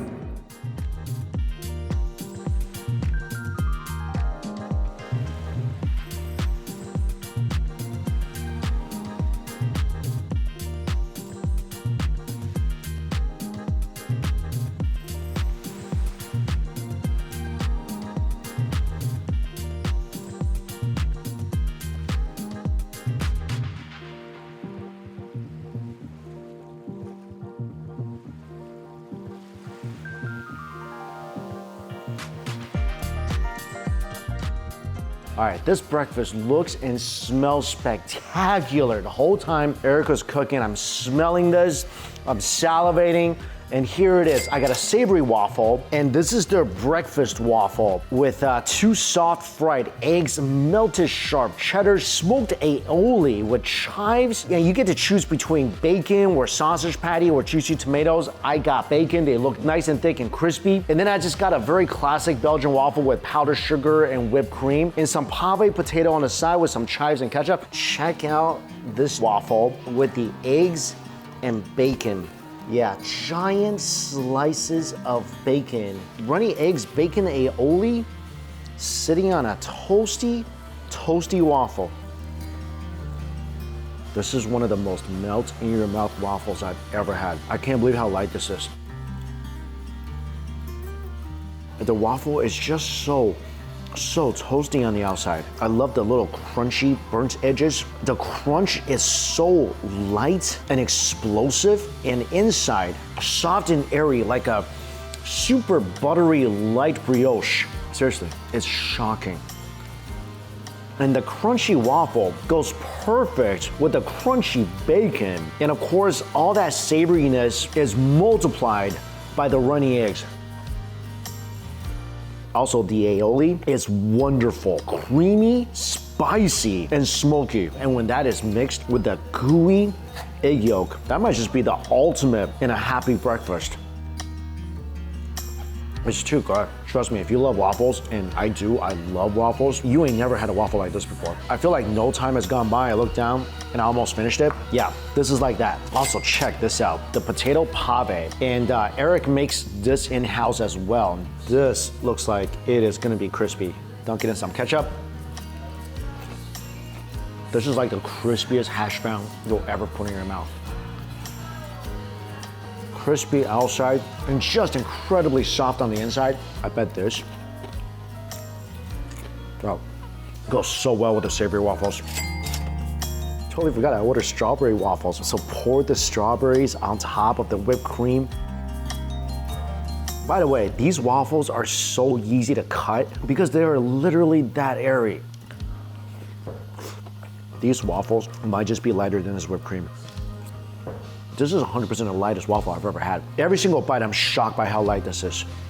And I guarantee you, when you bite into this, you will be shocked as well. Like, my plastic knife cutting this waffle is literally like hot knife through butter. Zero resistance whatsoever. This whipped cream and strawberry might as well just be sitting on a fluffy cloud. Oh, this is so amazing. I'm so glad I got a savory and a sweet to try. The savory one is so delicious, but the sweet one, that just tastes like pure, sweet happiness. This is an absolute game changer in the waffle world. After those wonderful waffles, there's one more thing I want to try at this food court, and this will be the last thing I'm eating here in Portland. This place, I saw this on Top Chef. This is Bake on the Run. And this is Guyanese cuisine. It's something I've never tried before. And luckily, Chef Bibi is in the house. Hello, Chef. Hi, how are you doing? Good, thanks for having me. So a little bit about my culture. I'm from Guyana in South America. All my cuisine is actually Guyanese dishes. So one is our potato chicken curry with potatoes. Then we have the Portuguese codfish. Then we have the chickpeas potato curry, which is a vegan. And then we have our dal or lentil soup, which is also vegan. So this part dish is our Portuguese codfish. And we make an omelette out of it, boil all the salt out and make an omelette. And then we serve it with our fluffy dough bread.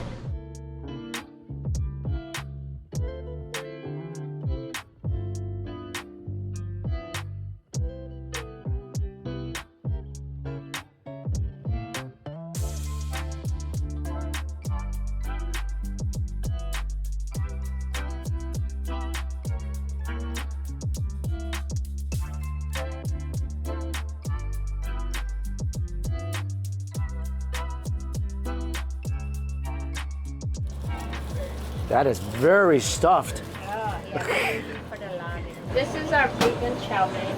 Our noodles from Guyana, made with carrots, peas, onions, tomatoes, and some soy sauce. What's so unique about the Guyana noodles? It looks like it mixed a little Indian and Chinese. The flavor of it is very flavorful. This is our chicken curry. And that's potatoes with the chicken curry and the gravy. It's made out of a special sauce. You give a lot of portions. Yeah, we have big portions. So this same food court, there's a upstairs where you can sit at. That's where I was sitting earlier because these tables are kind of wet. Now the tables are dried off. This smells incredible. Also, Chef Bibi, such a lovely individual. The portions you get here, you're not gonna go hungry. Seriously, this is like a pound and a half of food. I got 3 dishes. One is the vegetable chow mein. I got chicken curry, and I got the salted codfish. I really, really wanted to try that. Let's start with the noodles. And look at this. So there's peas, carrots, looks like a lot of seasoning on this, some scallions, and the noodles are imported directly from Guyana. So I've never had Guyanese food before. This is gonna be such a treat. Ooh, oh, they smell good. This is so delicious. I don't want to leave Portland. I'll get to that in a minute. Wow. These noodles will make your heart skip a beat. It's buttery, peppery, little bit of heat. Love the crunch from the scallions, the onions, the carrots, peas. There's so much umami, like so much umami from these noodles. This is vegan, and I will eat this every single day. I kid you not. These are so good. You gotta come and try this. No joke, 10 out of 10. I love it so much. So Chef Bibi was saying this is a little more Chinese and Indian inspired. For me, they taste incredibly unique. The seasoning that's on here, I don't know what it is. Little spicy, it's smoky, very buttery. But that umami is just next level. Wow, wow. Next dish, this is their traditional curry chicken. Look at it. They give you so much chicken over the rice, tons of this beautiful curry sauce. Look at all soaked into that rice, just glistening with flavor. You can see all the little specks of the spices on the chicken, the potatoes. I just want to try some rice. Oh, wow, that's all I can say. This is unlike anything I've tried before. And it really is, because I never tried Guyanese cuisine before. This is beyond good. The rice with the curry sauce, unbelievably fragrant. There's so much flavor. It's spicy, savory, a little peppery. Oh my God, you gotta come and try this. I mean, I'm not gonna be able to adequately describe how much I love this. The chicken, I just took a bite. It is so tender, look at this. Look how tender and juicy the chicken is. And the flavor is out of this world. Oh, this potato's gonna be awesome, I know it. Oh yeah, it's like pure mushy flavor. Also, Chef Bibi has her own chili sauce. I almost don't want to add it, just because this thing is already so good for me. Like exactly what I love in terms of flavor, but let's try it with the chili sauce too. That's a very, very spicy, sour chili sauce. Definitely cuts into the richness of this chicken curry. All right, I'm gonna have to put this down for a second just to try the other dish before it gets cold, but I'm coming back for this, and it's gonna get absolutely devoured. This is traditional Guyanese fried bread. This is crazy looking, look at this. One stuffed with chickpeas, and the other stuffed with the traditional codfish, and they're both ginormous. Oh my gosh. I don't know if I can pick this up without it collapsing, because there's so stuffed full of ingredients here. Let's try this. This might be one of my favorite things in Portland. I think this might be my favorite thing in Portland. No, seriously. It's so good. You like it? The chicken, I could eat that all the time. I know. 24 hours a day, I just want that. The chicken? It's so good. Good, I'm glad you How is that so tender? You just started cooking that this morning, right? Yeah. The noodles are great. Yeah. Great. Our noodles. This is delicious. Wow. I'm glad you like it. This is some life-changing stuff. I give you some silverware. No, I got a fork. Oh, you got No, I'm just using my hands on this. Oh, this is good. The fried bread, delicious. Really toasty on the outside, nice and pillowy and soft and chewy. The chickpeas curry, loaded with potatoes, carrots, so many vegetables. Every bite you take, you're gonna get a mouthful of popping peas, carrots, the mushy potatoes, and it all goes so well in this fry bread. I'm gonna add some of the chili sauce because this is a very rich dish. Yeah, add the pepper sauce, cuts down the richness a lot, adds a ton of heat. Perfect with this dish. This I'm also really excited about. This is the traditional salted cod dish. And this is one of their best-selling dishes. Inside, tomatoes, eggs, scallions, onions, all stuffed again in this fry bread. You gotta come and try this. Again, look how pillowy that bread is. This is just stuffed with this delicious, and I mean delicious, salted cod. It's not overly salty by any means. The eggy omelet is fluffy and savory. You get little bits of tangy tomatoes. And this is a dish where you definitely taste the fish, and it is so good. And this whole dish, Chef Bibi told me, there's no salt in here because it's just utilizing the salt from the salted fish. It's perfect. Perfect. Last day, food truck ends with a bang. First, best waffles I ever had. You guys gotta go try that waffle place. Get this sweet waffle, it will change your life. It'll make you look at Eggos with disgust forever. Lego my Eggo? Nah, you can have it. And then step over here and get yourself some Guyanese food. Chef Bibi is not messing around with the flavor. It is next to none, especially that chicken curry. I'm gonna get that chicken curry back. Especially this chicken curry. This is the best chicken curry of my life. I didn't know how incredible the food truck scene is here in Portland. It's so wonderful, incredibly diverse. Any food you could possibly want is offered here. People with a talent for cooking don't have to get a brick and mortar. They can start with a food truck, offer maybe even just one dish that they're really known for, and be able to share that with the world. I could spend probably another week here exploring all the different food trucks. 2 days, one full day. I think I've been to about 8. Tip of the iceberg. So many more I want to go to next time. At number 3, another incredible buffet. This one, I feel like I got lost a few times while I was walking around in it. Cafe Ilang Ilang in the Philippines pretty much has everything. Traditional Filipino food, there's lobster, crab, seafood, sushi. Just take a look at this.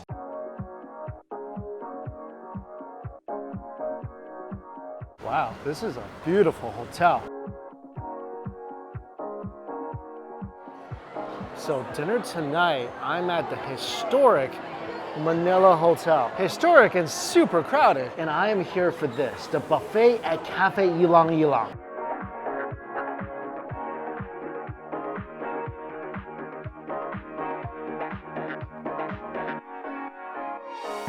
This is a spectacular looking buffet. Many say this will be the heir apparent to the Spiral Buffet. Once that closes down, this will be the best in all Philippines. So this buffet is outrageous. I actually got lost walking around because there's sections, and then even now I see a section I've never been in before. What is this? Oh, that's a private dining room. So there is pretty much everything under the sun. You got, of course, the cold cuts, bread, salads. There's a whole lechon, several roasted fish. The dessert bar is just ginormous. There's crab, there's shrimp, there's a lobster-looking thing. I don't exactly know what it is right now. A drink section, there's Indian food, there's Japanese food, there's sushi, there's tempura. Oh man, I wouldn't be surprised if there's a whole other food area I haven't found yet. This is pretty intense and overwhelming.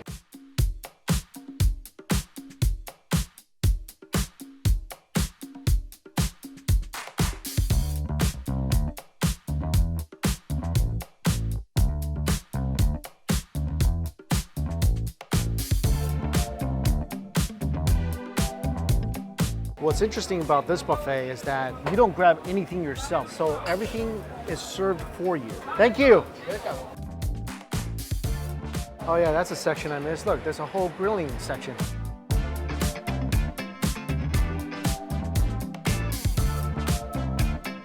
Okay, round 1, and I got a lot of stuff. Like I said, it's very different than other buffets I've been to. It's very sanitary. You don't get to handle the food at all, so everything is given to you. This is a lobster buffet. They'll come by and you order the lobster with your server. First off, a plate of lechon. Look at that crispy skin. The skin looks amazing. The meat looks, oh man. This thing, look at this. Oh, that is tender. You could probably blow on this thing, it'll fall apart. The skin looks so good. The meat looks so juicy. There's also a barbecue section. I got some ham and some steak. The seafood section, I got some flour crab, some scallops, and some lemon butter fish. And then I got some mussel soup. This looks tremendous.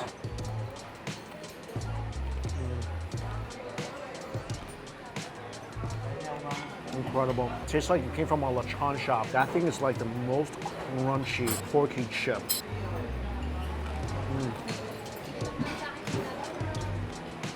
After the crispy skin, all you're tasting is so much of that rich, delicious, umami-filled fat. Wow. That meat is as tender as it looks. Oh my gosh, my lobster just got here and it looks crazy good. I love this buffet already. I love buffets, I love the Philippines. Never tried this buffet before. And the lobster thermidor, look at this. This smells phenomenal. Melty cheese on top, serving as a slipper lobster. Oh man, yeah, this thing just came out of the oven. Look at that melty, melty cheese on top. And the succulent meat of the lobster hiding underneath. Oh my gosh, this is incredible.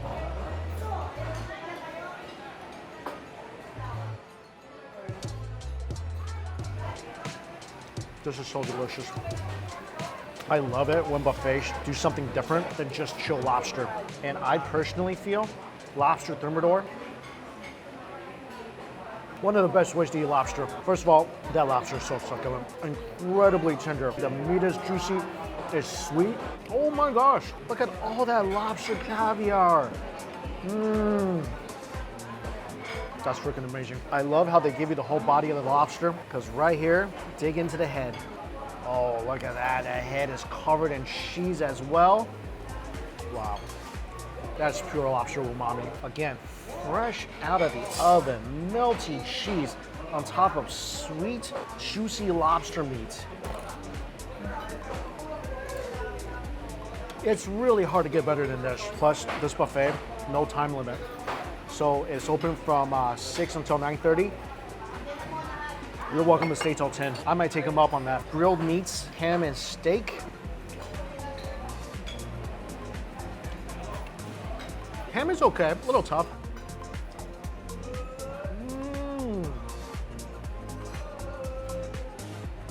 That steak is so tender. And the sauce on the steak is delicious.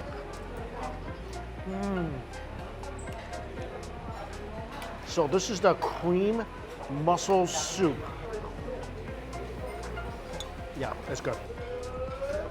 Rich, creamy. There's potatoes in here, some carrots, and you definitely taste the sweet mussels. Like all that nice flavor from the mussels. It's all in there. Fish. This looks nice and flaky. That is a really buttery piece of fish. Very, very buttery with a bit of chilies. Ooh. With some peppercorn on top. Wow. This is a really good piece of fish. The sauce is rich and delicious. The peppercorn is a phenomenal touch. I think some pesto in here as well. Scallops.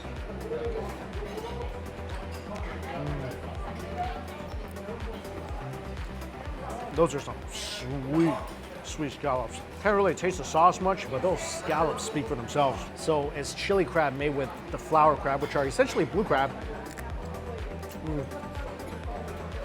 Yeah, these types of crab, it's a little hard to eat because you gotta really get in there. But it's one of the most tender crabs out. Ooh, that sauce is delicious. Like I was saying, one of the most tender crabs out there. And this chili sauce, really spicy, tiny bit of sweetness. Wow. That's some melt in your mouth crab. It's all good so far. I feel like you really need at least 2.5, 3 hours to fully explore this buffet.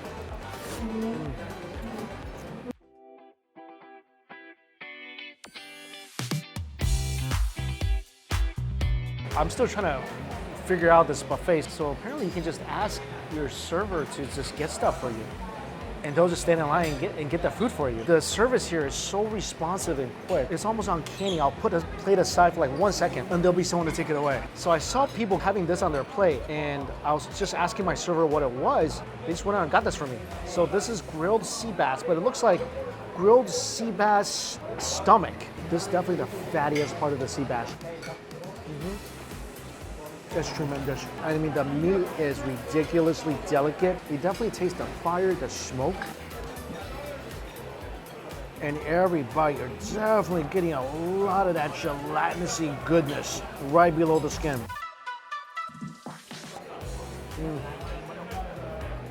Oh, that's so fatty. Wow. Each bite, really rich, really delicious. That bass just absolutely melts in your mouth. This dipping sauce is great with it. A little spicy, a little acidy. I think without that sauce, that fish would have been way too rich for me, but perfect with the sauce. So if you go to the Japanese food section, there's sashimi, there's sushi, there's uni, there's spicy chopped tuna and salmon. Look at this.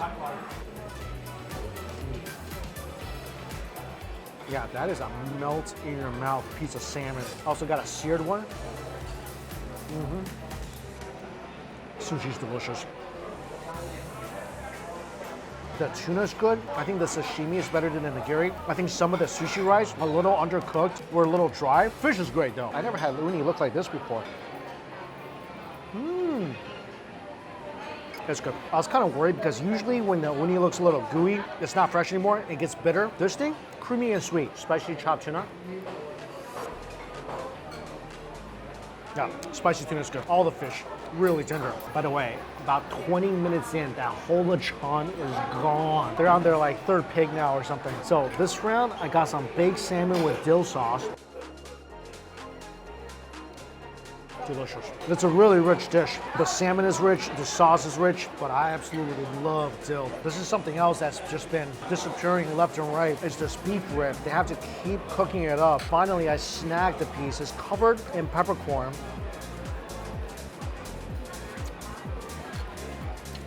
It's okay. Not as good as I thought it was gonna be. The rib itself is juicy, not extremely tender. I mean, not tough either. It's okay.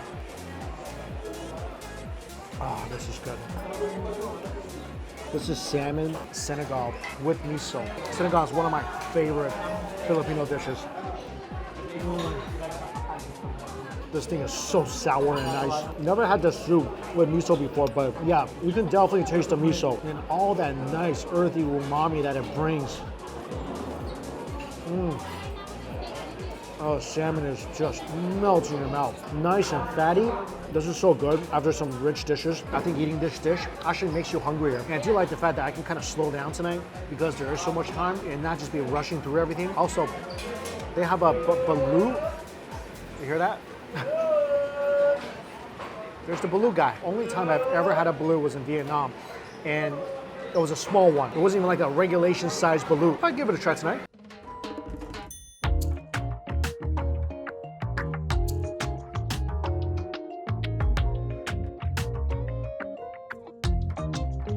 Besides the lobster, they're grilling fresh steaks here. Angus steak looks pretty good.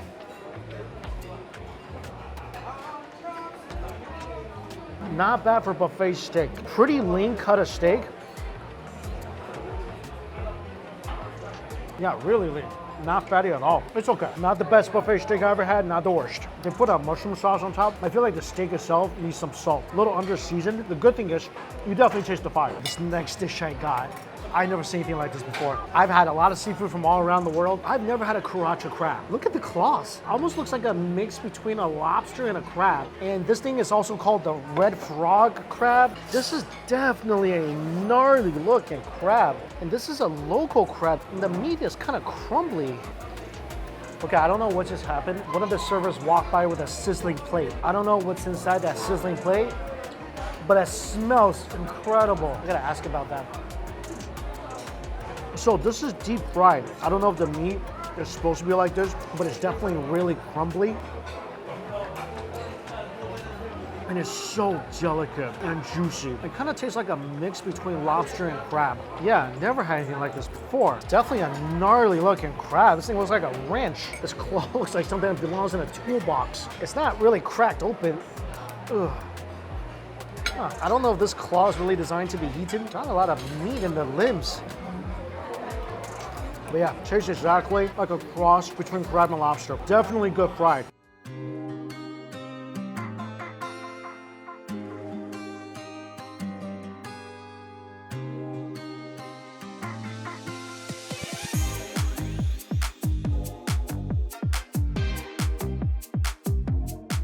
Oh my gosh, there's just so many different varieties of seafood here. There's like tons of different chili crabs, different flavors of fish. And I just got some fish from the Italian section. And a pizza.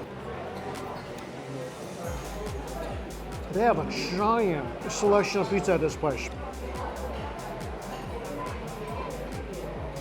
Seafood pizza, not bad. Another seafood plate. This time some spicy scallop, some different spicy crab. This one looks like crab soaked in chili oil. Also a Peking duck. Yeah, this scallop is definitely way more flavorful than the last one. And it is really, really spicy.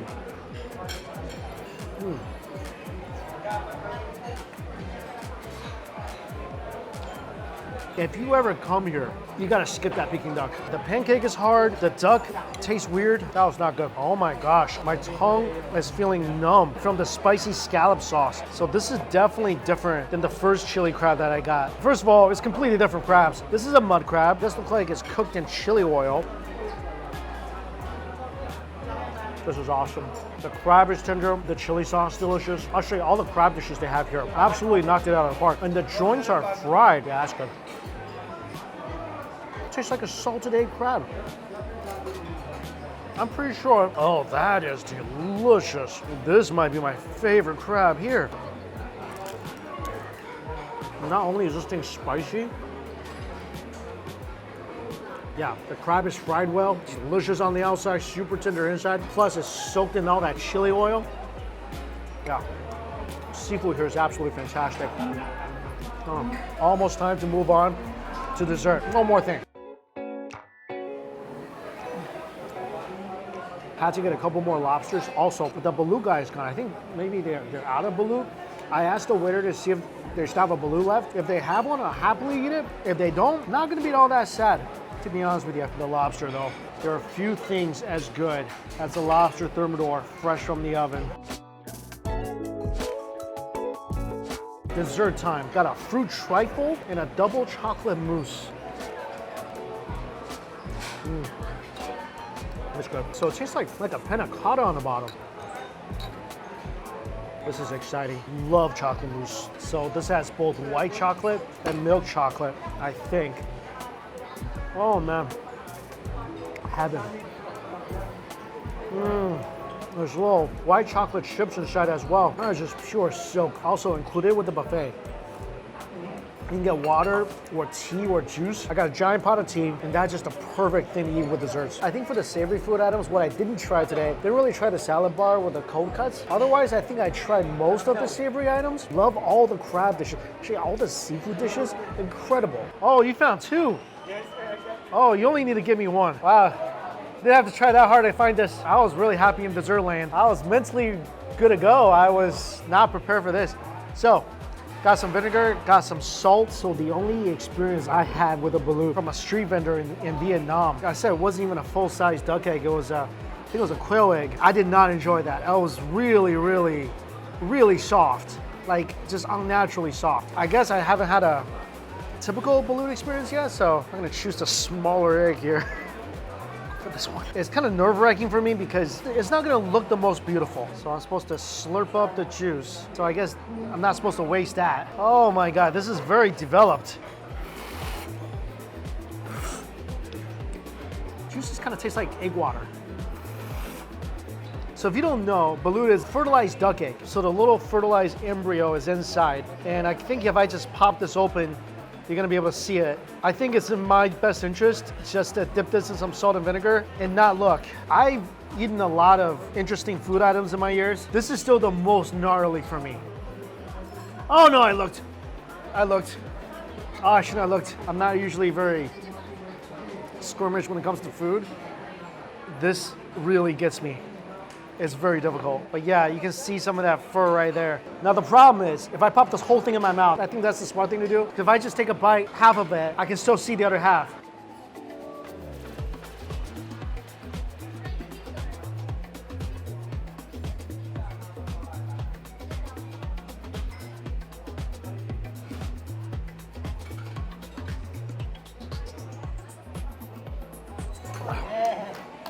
I know a lot of people love this. I mean no offense. It's not for me. I taste little bits of stuff. It doesn't just taste like an egg. I don't know if it's a feather or something, but or just my imagination. I mean, it tastes mostly like an egg, so the texture is not horrible. I think it's more psychological than anything else. I mean, I've had ant eggs and like all sorts of insects, scorpions, worms, everything. This is so gnarly. Glad I tried it. Not for me. All right, I'm definitely ready for dessert now.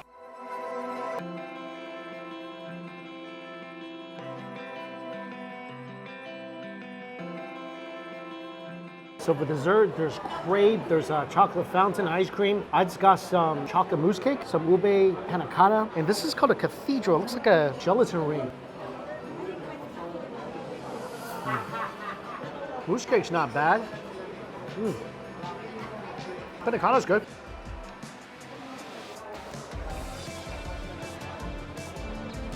So the cathedral is just a bunch of colorful gelatin. It's named cathedral because it resembles the stained glass windows in the cathedral.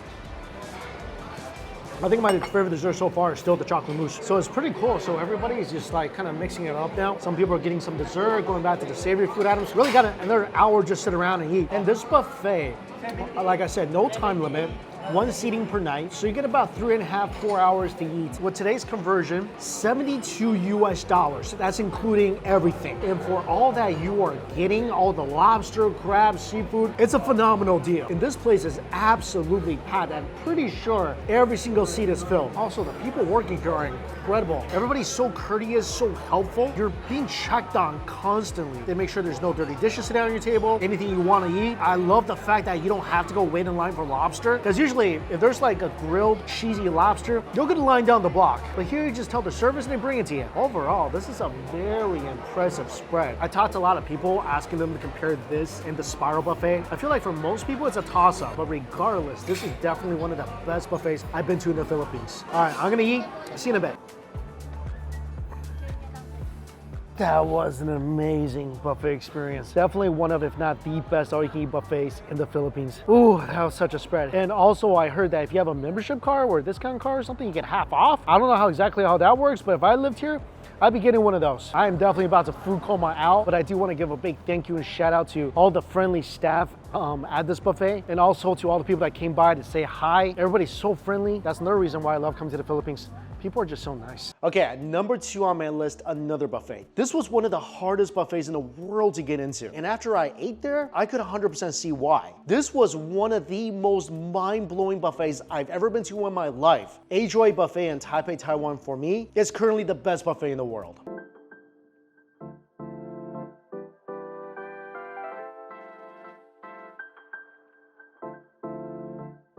I'm right on the bottom of Taipei 101, about to dine at a buffet that's not only the most expensive in Taiwan, it's also the hardest one to get a table. And the buffet is located all the way up there.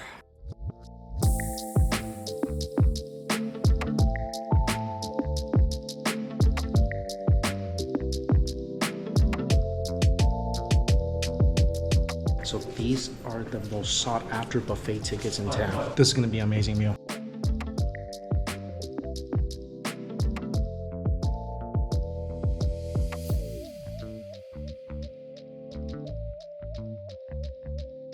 So this buffet I am at right now is called A-Joy. Like I said, it's the hardest buffet reservation. So they release the reservation 1 month ahead of time. And you have to just camp there. As soon as they open their reservation, it sells out in minutes. So luckily, I was able to get one. And this buffet is on the 86th floor of Taipei 101. Yeah, we are way high up. Let's go check out the buffet. So the buffet goes all around the dining area.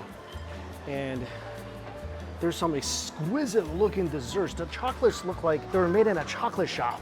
Wow, just the dessert section is incredible looking. There's plated desserts, look at this. You can get chocolate off the Taiwan 101 building.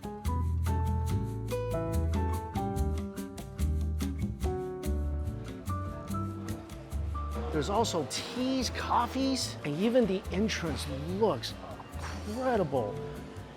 Looks like a beautiful garden up here.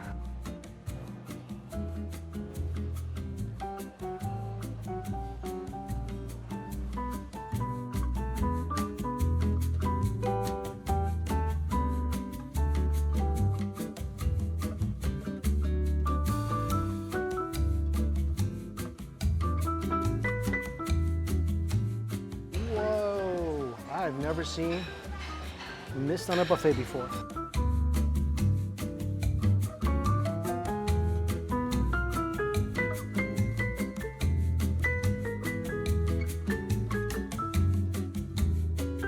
Oh my gosh, this buffet is incredible. Lobster, oh man.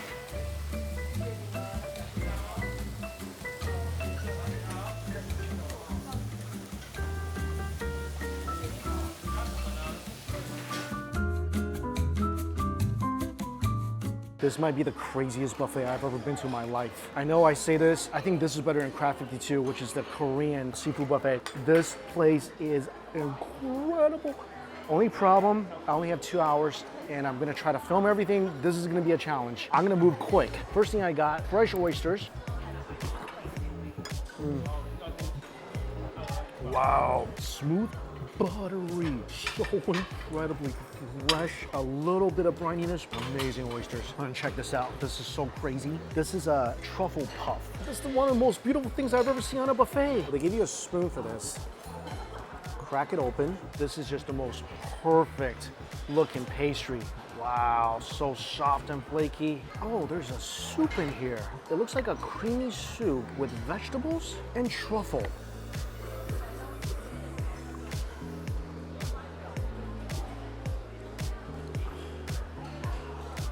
Life-changing. This is not your typical buffet. The pastry is the flakiest in all the land. The soup is creamy, it's rich.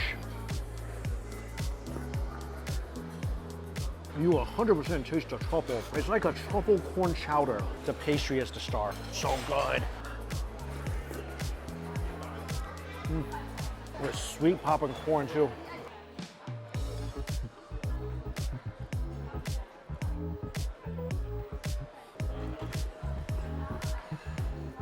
My only problem with this, it's so hot that I can't hurry up and eat it. Otherwise, this is something I would happily order at any restaurant. You can also get iced teas, juices.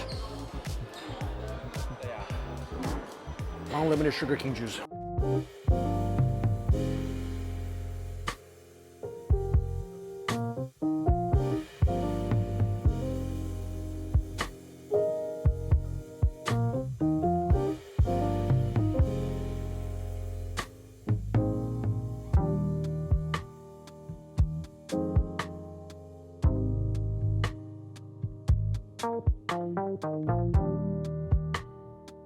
This round, I got some fish, some pork, some steak. This steak looks crazy. Look how marble this thing is.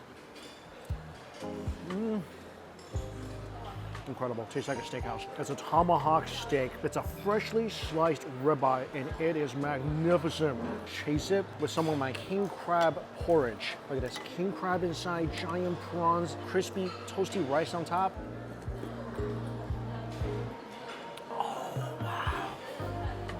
This is amazing. All that great flavors of the crab is infused in here. You definitely taste the kani miso. Every sip. I mean, there is no mistaking it. There is a ton of crab in here. This thing is crazy good. The king crab is so tender too. Oh, I hate that this place only has a 2-hour time limit. Got a couple pieces of the pork. This pork, it might not look like it, just as tender as the steak, if not more.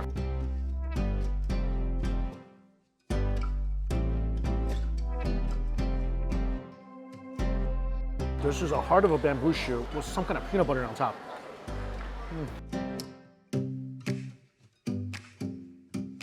That fish is so good too. Everything here, it does not taste like a buffet. This tastes like every single thing is meticulously designed and cooked. This place is absolutely unreal.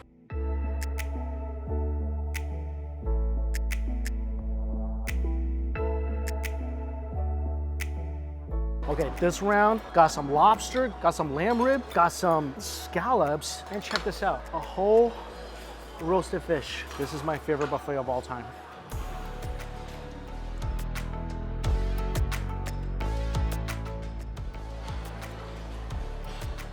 This thing's overcooked. It didn't taste that great. This is a chicken neck meat. Chicken neck is so good. Some of the most flavorful part of a chicken. This looks like super tender, juicy pork. That's exactly what that is. It's some kind of Japanese pork, tender, very juicy, but nothing's gonna compare to this A5 Wagyu. Get out of town with that. There's not many buffets in the world that flat out gives you A5 Japanese Wagyu, and this is one of those places. And that is 100% melts in your mouth A5 Wagyu. The lobster has a line, but they freshly grill it or they steam it, and there's scallops.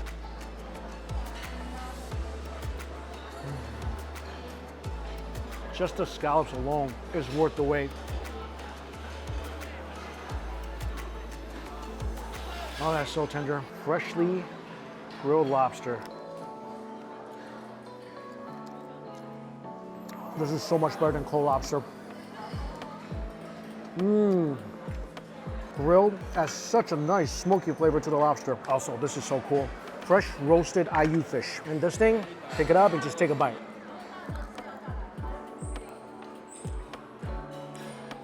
I love this so much. Sweet roasted fish. This thing is so fragrant. You can eat the fins too. Oh wow, and look at all the eggs that's in here.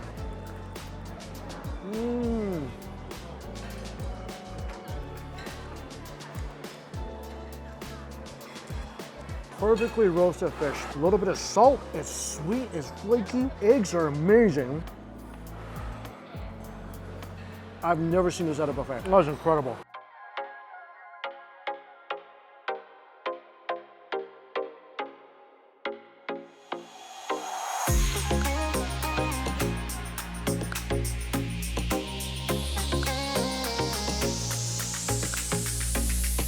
Next up, freshly grilled king crab. Yeah, there's lobster and king crab here. Oh, this is good. There's also a bunch of different crab dishes, like stir-fried crab dishes as well. So tender and sweet. There's also these things. These are fried scallops. These are like little fried scallop wontons. Not bad. There's also Peking duck.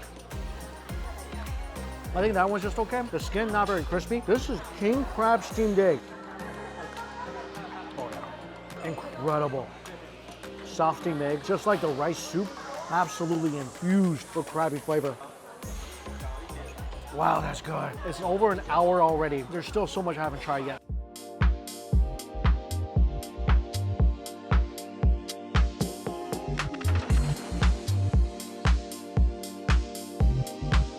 So right now what's happening is they have a light show going on. This will probably be more visible at night, but check this out. These sculptures on top on the roof are moving. I think this place, if you come at night, this will be way more beautiful. Next two dishes, I got a clam soup and a beef soup. So this is a Wagyu beef soup.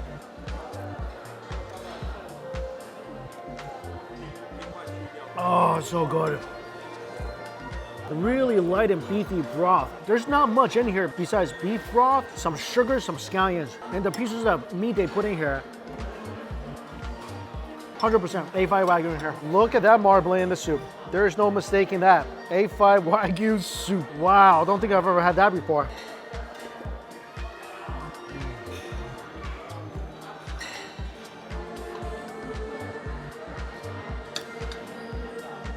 Oh, awesome. All sorts of different teas. Hot teas, iced teas, freshly brewed.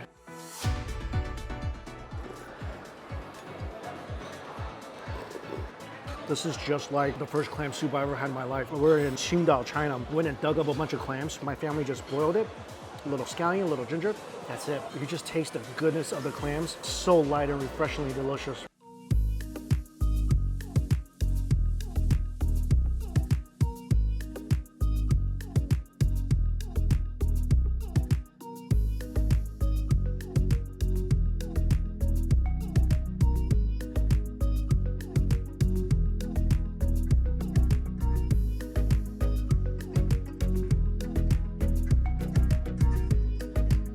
Okay, the sushi section is outrageous. It's like a whole sushi restaurant over there. You get everything from nigiri to sashimi to hand rolls, chutoro. Oh my gosh, I don't think I've ever had this on a buffet. Incredible. Seared tuna. Oh, that's totally melted. That is just pure butter. There's also sweet shrimp. And check this out. They sear all these nigiri for you. This is the snow crab sear nigiri.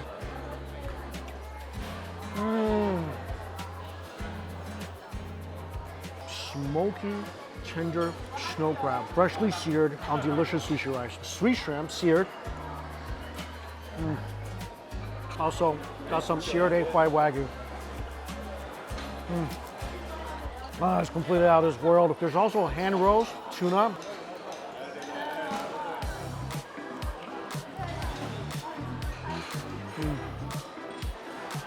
Wow, that's good. Perfect hand roll. Toasty seaweed. Sushi rice is incredible. This is sweet shrimp and uni.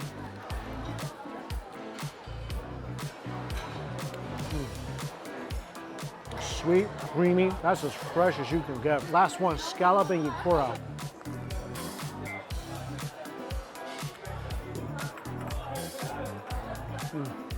Get out of town. This is about as good as sushi as they serve anywhere. It's incredible. The quality of the ingredients, the way they prepped it, the hand rolls, the nigiri, everything. It does not taste like it came from a buffet.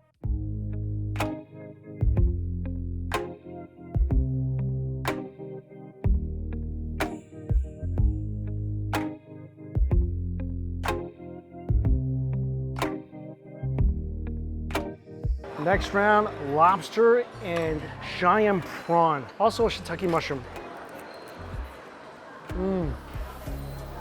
They cooked this with some wine. Ah, so good. Freshly grilled scallops.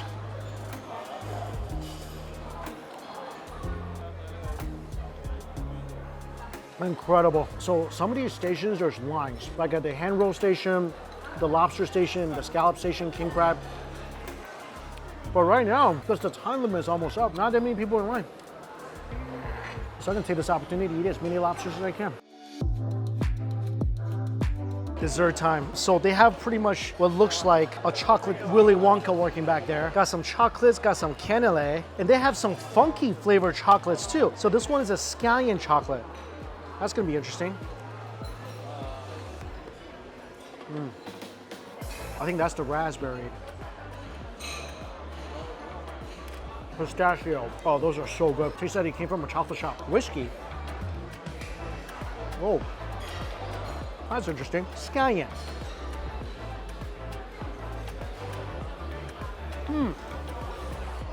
That definitely tastes like fried scallion. Wow. Yeah, I don't recommend that. There's also fermented tofu. Like I said, Willy Wonka back there. Oh, that kind of way is so good. All right, my time is running out. Gotta get the rest of the desserts.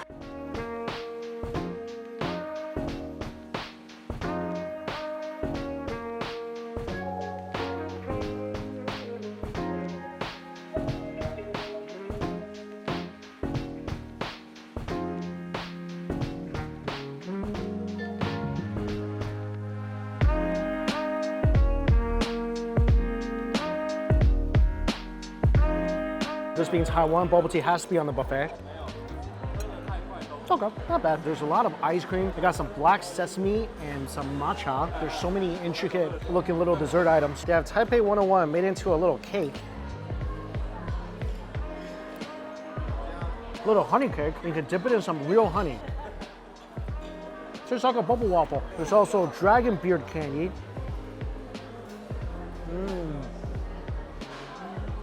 That's really good. And check this out, famous Taiwan pineapple cake. Not bad. Also, I got some lemon sorbet with IU jelly. Wow, this is very, very refreshing. Wow, that's lemony. I should have saved this for last. This is very, very citrusy. I think I pretty much tried everything I wanted to try on this buffet. Didn't really get anything from the salad bar or the cold cut section. I'm okay with that. But the clouds have lifted. You can look out into Taipei from its tallest building. It's absolutely majestic. This buffet is in a league of its own. I think before this, Crab 52 in Korea was my favorite all-you-can-eat lobster / crab / seafood buffet. This is it right now, for sure. This place is remarkable. And the lunch price and dinner prices are different. different. I'm here for lunch, which is slightly cheaper. It's the same exact things on the menu. I think for dinner, you get a better light show. This buffet, $100 with a 10% service charge, so $110. I think that's an incredible deal. I always compare buffets like this to something like the Bacchanal, which dinner I think now goes for at least 80 bucks before tip. And here you're getting actual A5 Wagyu, you're getting uni, sweet shrimp, fatty tuna, lobster, king crab, there's scallops, there's steak, there's all these traditional dishes. Everything tastes like you're just ordering it a la carte at a restaurant. It's delicious. It's such a beautiful setup. Everybody here is courteous, is nice. I think alcohol is also included. There's a coffee bar, a tea bar. You get all sorts of different teas, hot or cold. There's so many things to try.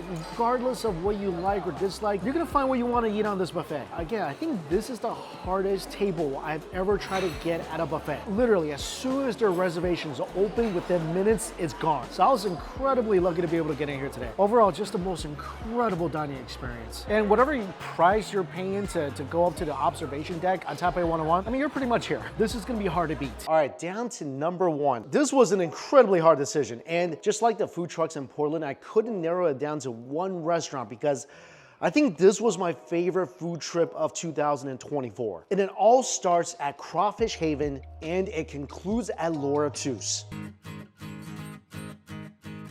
Guys, good morning. It's Mike Chen here in Lafayette, Louisiana, the heart of Cajun Creole country. Every single time I used to film in New Orleans in the past, people always would say, go to Lafayette, that's where the best Cajun Creole food is, and here I am. And today is a jam-packed food day, and it all starts with some biscuits.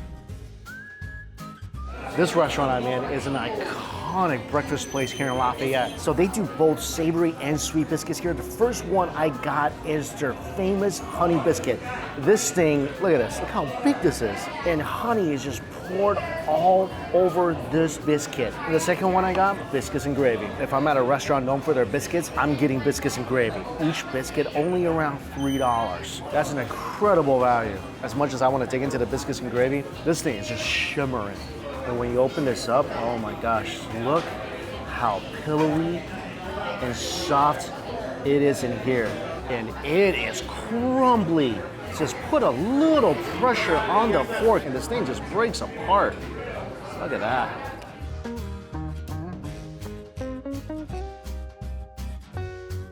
Are you kidding me with this? As soon as I took that bite, immediately the thought of staying an extra week here in Lafayette popped in my head just so I could eat this every single day. This is not like any biscuit I've ever had before. This is absolutely incredible. First of all, biscuit is piping hot. This thing definitely just came from the oven. It's toasty on the outside, warm, soft, and crumbly on the inside, soaked in honey. Oh my gosh, it's so soft. No wonder they sell this by the boxes. Wow. This is the best biscuit I ever put in my mouth, and it's not close. Every bite you take, it's just so light and soft and buttery. Truly out of this world. Also, if there's not enough honey there for you, there's honey at the table. But for me, this is just perfect. And that will fill you up too. $3. What a deal. Oh, actually, my mistake. I just looked at the menu again. That was $1.50. $1.50. How is McDonald's still in business in this town? Now for the biscuits and gravy. Oh, I'm so excited for this. Yeah, I'm really not putting much pressure on this fork at all. Look how easy this is breaking apart. This thing is covered in gravy, some cheese. I asked for a sausage patty inside.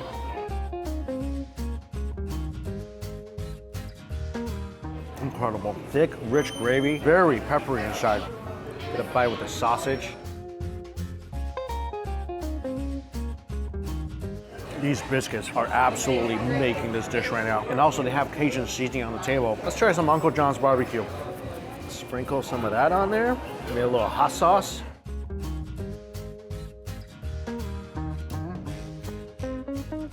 Oh wow, there's some good heat in the seasoning. Like really good heat. Oh, this is very nice. Sprinkle that on, cuts through the richness of the gravy, gives it even more flavor. Heck to the yash. If you are ever in Lafayette, do not miss the spot. Do not miss these biscuits. Gotta hurry up and finish breakfast because after this, and this is the reason why I'm in Lafayette right now, I am going on a crawfish excursion and sitting down for a true, authentic, local crawfish boil. It's gonna be really exciting.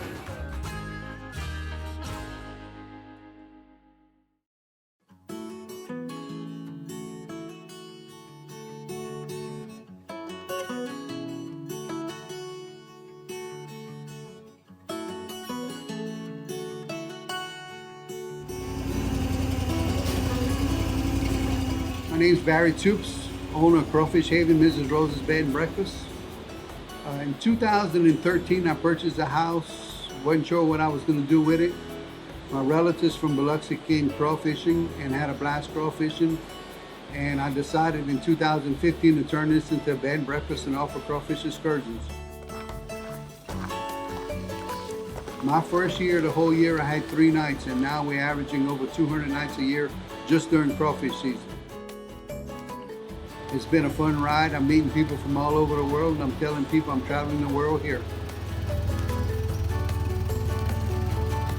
In the back of a trailer, and this is the crawfish ponds right here. And Barry runs one of the only farms that's dedicated to crawfish. And you can see all the traps in the water. There's crawfish holes all over the place. This is such an amazing experience. Those are gator prints. As you see, look, there's tracks down here too. Are they eating the crawfish? They do eat crawfish. There are gators in these ponds. I wouldn't go swimming in them. But look at this, a giant gator print. So what we're catching is swamp ray crawfish in these rice fields. This is a crawfish where they have the eggs. One female can carry up to 500. The majority is about 200-300, but they can carry up to 500 eggs. This is a male. See the 2 long white things right here? Mm-hmm. That's his male organ. And you see how the hair's a lot shorter on the tail? Okay, here's a female. See, it doesn't have the 2 long white things? See how the hair's a lot longer right here on the tail? Mm-hmm. That's where she carries her eggs. We're gonna go out in the boat. I'm gonna pick up that first trap after that. You're gonna pick up the traps.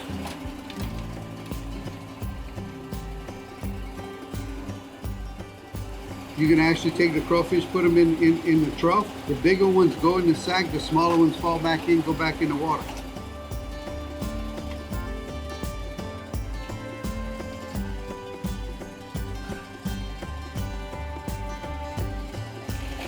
You usually do this by yourself? Oh yeah. It's very fast paced. I got 800 traps. 800 traps? Yeah. Wow. We're only gonna run about 50 right here. Woo! This is a big one. Ah! Those things can pinch.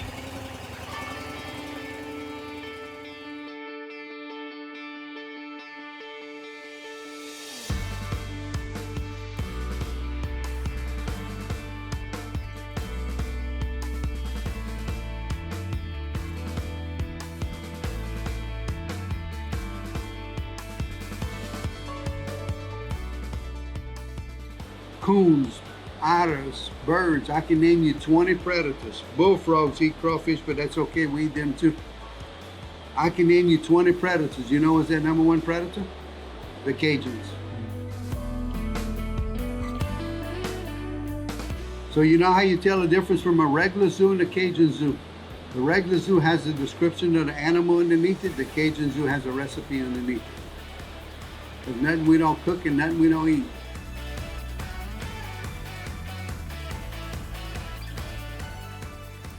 Whoa. This is, I'm gonna say 35 pounds. Okay? It's like the price is right. If you're over, you lose. Okay. Okay? Yeah. My guess is 31. 31? That's something I've never done before. I think this whole thing is gonna make this taste even better. This is so wild. As we're just walking into the dining area, a little crawfish just wandered in, just from the ground. Ready to fight too, look at that.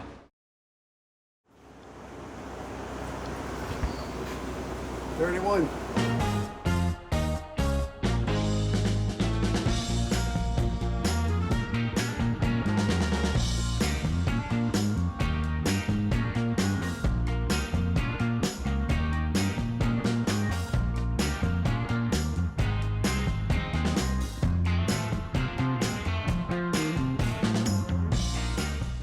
So the crawfish is cooking right now. I'm telling you guys, it smells incredible in here. Got a little appetizer. This is Barry's homemade crawfish egg salad. So egg salad, giant chunks of crawfish in here.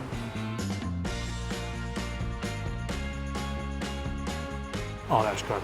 It's rich, eggy, and those pieces of crawfish, ridiculously tender. And it brings just a hint of subtle sweetness to the egg salad. The whole thing, not overly seasoned, not overly salty, not overly anything, just a perfect harmonious balance between the richness of the egg and the subtle sweet tenderness of the crawfish. This is a fantastic preview before the main event.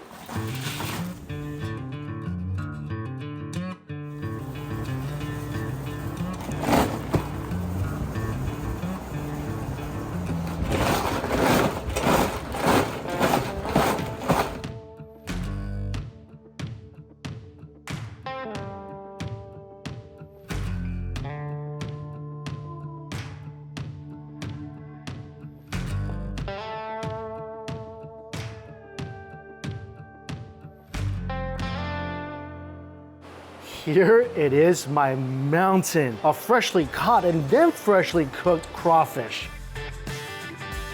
The aroma coming off this ginormous plate giving me chills, and it's probably 100 degrees outside. There's some vegetables in here, corn, carrots, potatoes, asparagus, there's andouille sausage. There's also pineapple, which is of course not a very typical ingredient when it comes to a crawfish bowl, but Barry asked me if I wanted that in there. I like pineapples. I think this will be great. The crawfish are ginormous. There's a little dipping sauce, homemade dipping sauce that goes with it. I think I said this before, Cajun Creole food to me is maybe the best in the country. I mean, this whole area, the cooking, the food is so incredibly different. The seasoning, the spices used, it's like fireworks. The last time I had fresh crawfish, maybe a couple years ago. This is better than going to Disney for me.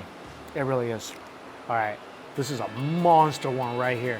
Look at the claws. This thing is just dripping in its own juice and seasoning. You can smell all that amazing Cajun Creole seasoning. So, really simple.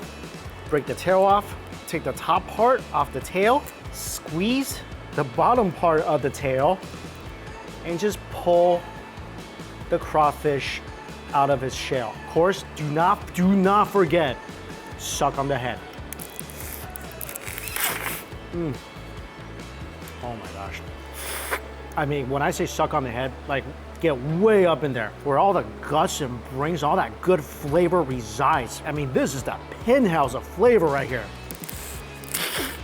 Just from that, my lips and tongue are tingling. And then, eat the crawfish. It's surreal how good this is. Finally, a true, authentic crawfish boil in the heart of Cajun country. This is a big check off my food bucket list. The seasoning is unbelievable. There's so much spicy, peppery umami in the crawfish. First of all, from the head, all that great spices and flavor is accompanying that delicious crawfish umami that only resides right here. And now your taste buds are tingling just like your lips. And then chase it with the rest of the crawfish, which still has a little bit of that umami residue from the head. It's 10 out of 10, succulent, tender. Of course, it's fresh as can be. I mean, this thing was just swimming in the pond back there maybe an hour ago. And when I say that crawfish is tender, this is the most tender crawfish I ever popped in my mouth. The spices are just sensational. I already forgot there's dipping sauce too. Oh, this is nice. Very rich, creamy, a little sweet and zesty. Goes good with the crawfish, especially good with the vegetables. This is a plate of food that when you start biting into it, it's gonna book you a one-way ticket to food heaven. This is 5 pounds. I could probably eat 50 pounds of this. I don't want this to stop. I don't want that amazing seasoning to stop dancing on the tip of my tongue. Look at this. I don't think I've ever had a crawfish claw before, but why not? Look at all that delicious meat in the claw. Look at that. Oh, that's delicious.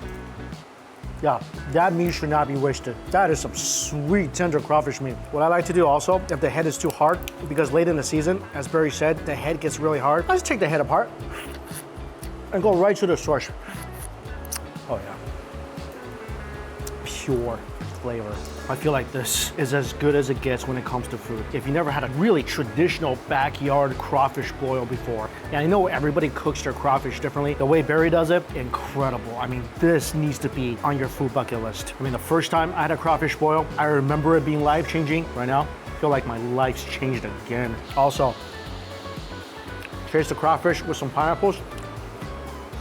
I think that's really good. And the pineapples, the corn, the carrots, the asparagus, everything has that delicious seasoning steeped into it. The pineapple, when you first take a bite, a little sweet, and then that spice will definitely hit you. This is one of my favorite Cajun food experiences. And just to be able to go with Barry and experience the whole process of catching the crawfish, learning more about crawfish, how they live, their predators, and then experiencing the joy of pulling them out of the water without, you know, an alligator chopping my arms off, finally to experience them in all their delicious glory. This has been an unreal food experience. Again, if you never had something like this before, please, top of your bucket list. This is an absolute life-changing food experience. All right, can't let my crawfish get cold.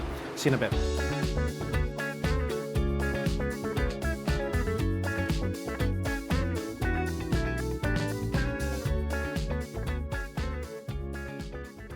That was such an incredible start to this Cajun food day. On my way to dinner and just had to stop at this place once again.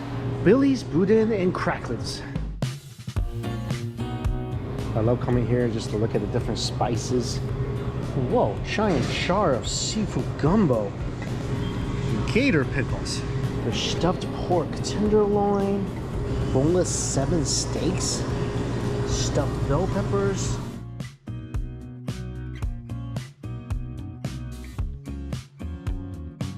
So, got a crawfish boudin, some seasoned cracklings, some chicken cracklings, and a pepper jack boudin ball. So if you don't know what boudin is, it's a type of sausage that usually combines pork, rice, onions, a bunch of different seasoning. In this case, of course, I got crawfish, and I remember this being absolutely just packed full of flavor last time I tried it.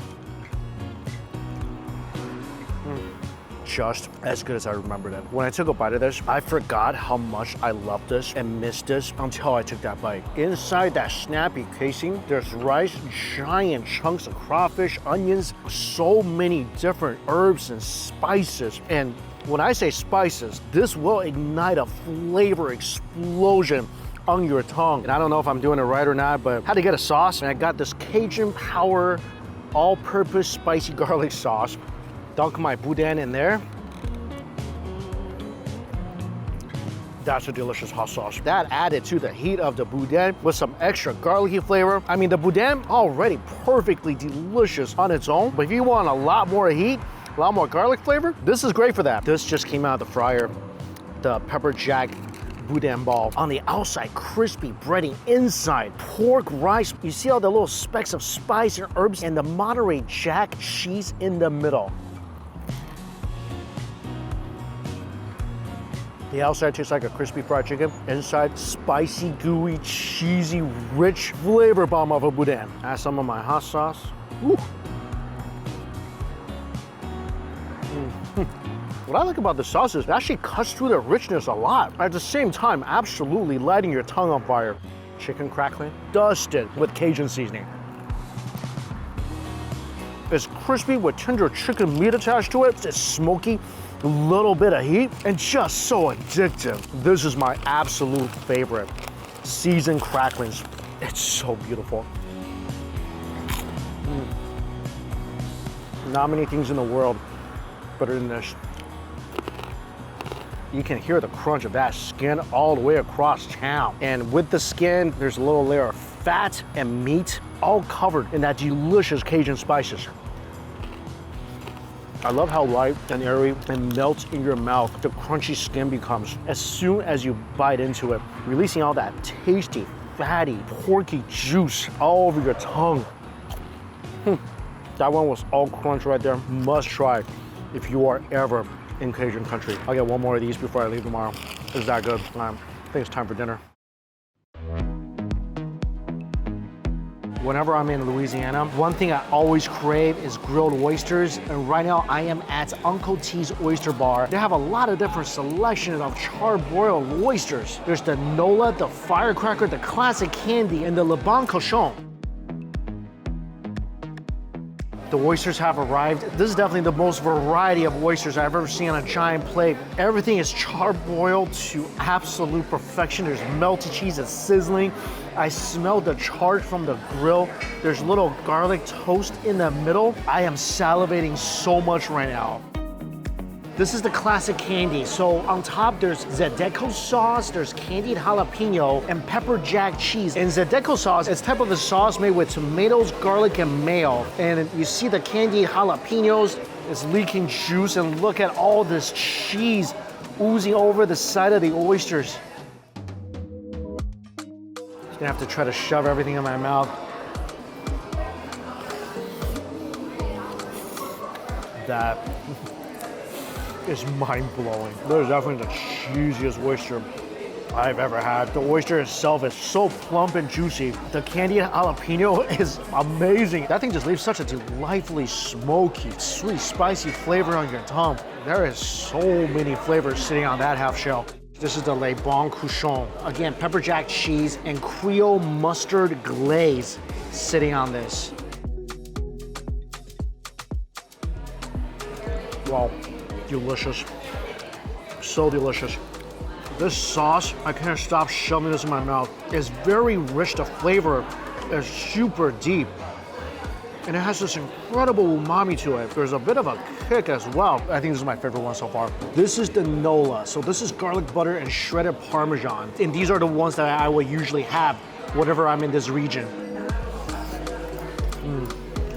Uber plump oysters and just so cheesy. Oh, by the way, ridiculous. Little garlic toast, buttery, it's garlicky. It goes so well with the oysters. Last one, this is the firecracker. So on top is jalapeno, pepper jack cheese, bacon, and Cajun seasoning. Yeah, there's a lot of bacon in this.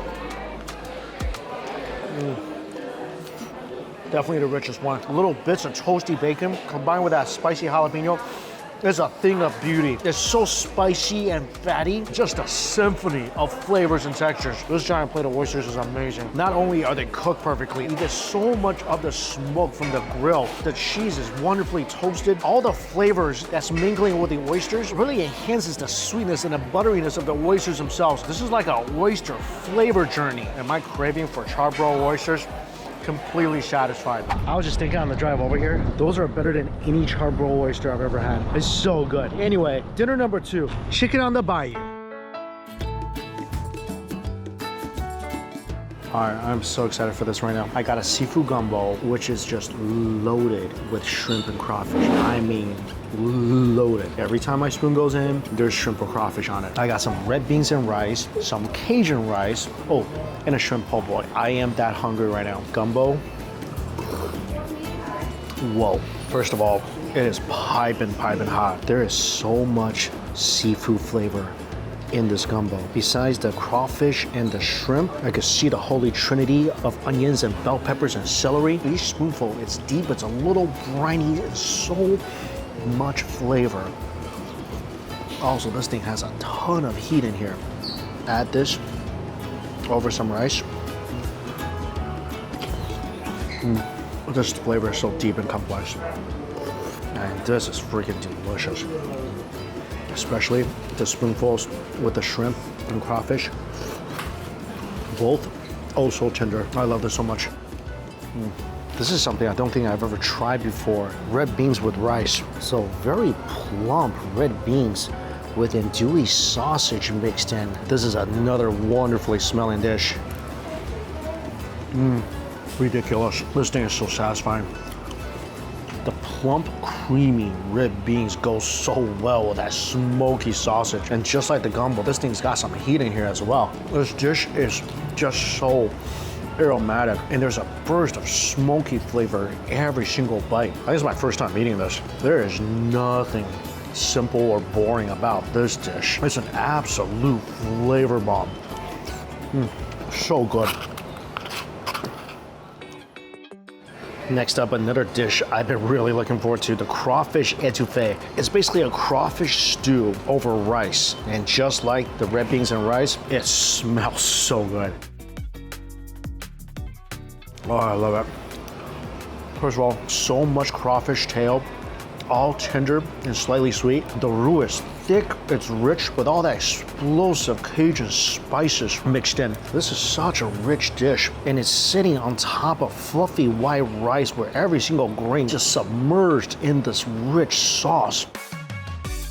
Another thing I like about this place, they are not afraid to turn up the heat in their food. Every bite you take, besides that deep, rich umami and that tender, sweet crawfish, you get that delightful tingle of the hot sauce, the cayenne, stewed into that velvety sauce. And every single spoonful, you're getting a ton of the crawfish. They do not skimp on the crawfish here at all. Next dish is one of my favorites, Cajun rice or dirty rice. Incredible. I love this dish ever since I first tried it, at Popeyes. That doesn't come close to how delicious this is. I mean, besides the fluffy white rice, every bite you take, you get that wonderful organy flavor from the chicken liver.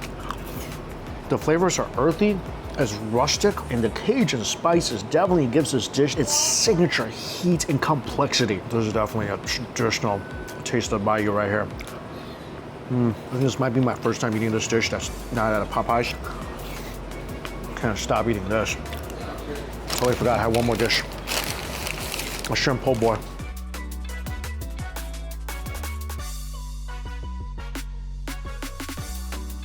That's a good po' boy. Crispy, fried shrimp, stuffed inside this pillowy, soft French baguette. There's lettuce and a hefty portion of remoulade.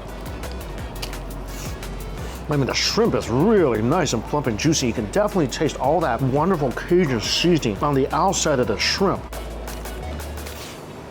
I'm so happy with everything I ordered, actually. Really wanted to try their fried chicken too, but I am going to a fried chicken place tomorrow, so I'll get it then. But I love coming back to this area. I've said this before. I think this area, best, most uniquely delicious food in the country. And today, definitely satisfied a lot of cravings. I'm gonna finish this and see you tomorrow.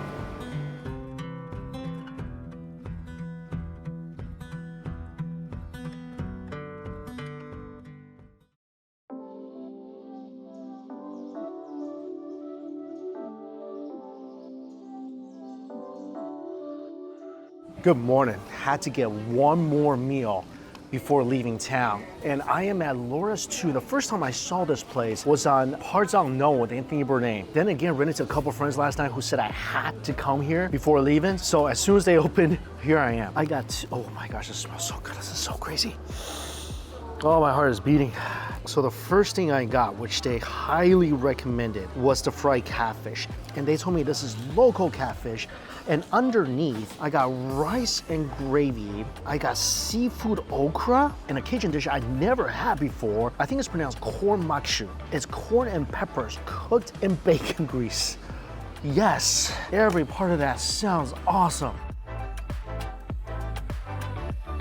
First of all, start with the catfish. Again, locally sourced. It's crispy on the outside, really, really juicy fillet inside.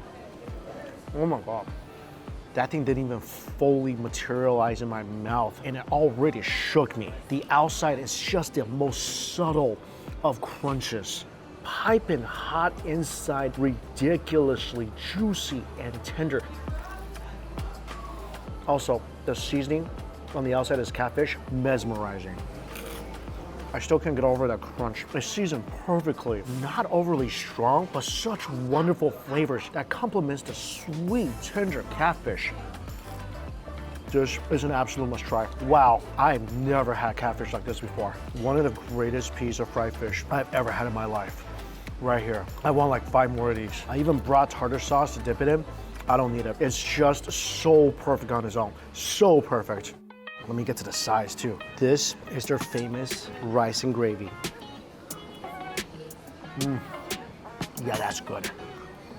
That there is just pure, thick, rich umami. Also, the rice is nice and fluffy. All right, I've been dying to get into this. This is the seafood smothered okra. And the little round things in here are the okra seeds. And they show me the okra. They're ginormous fresh okra. Again, sourced locally.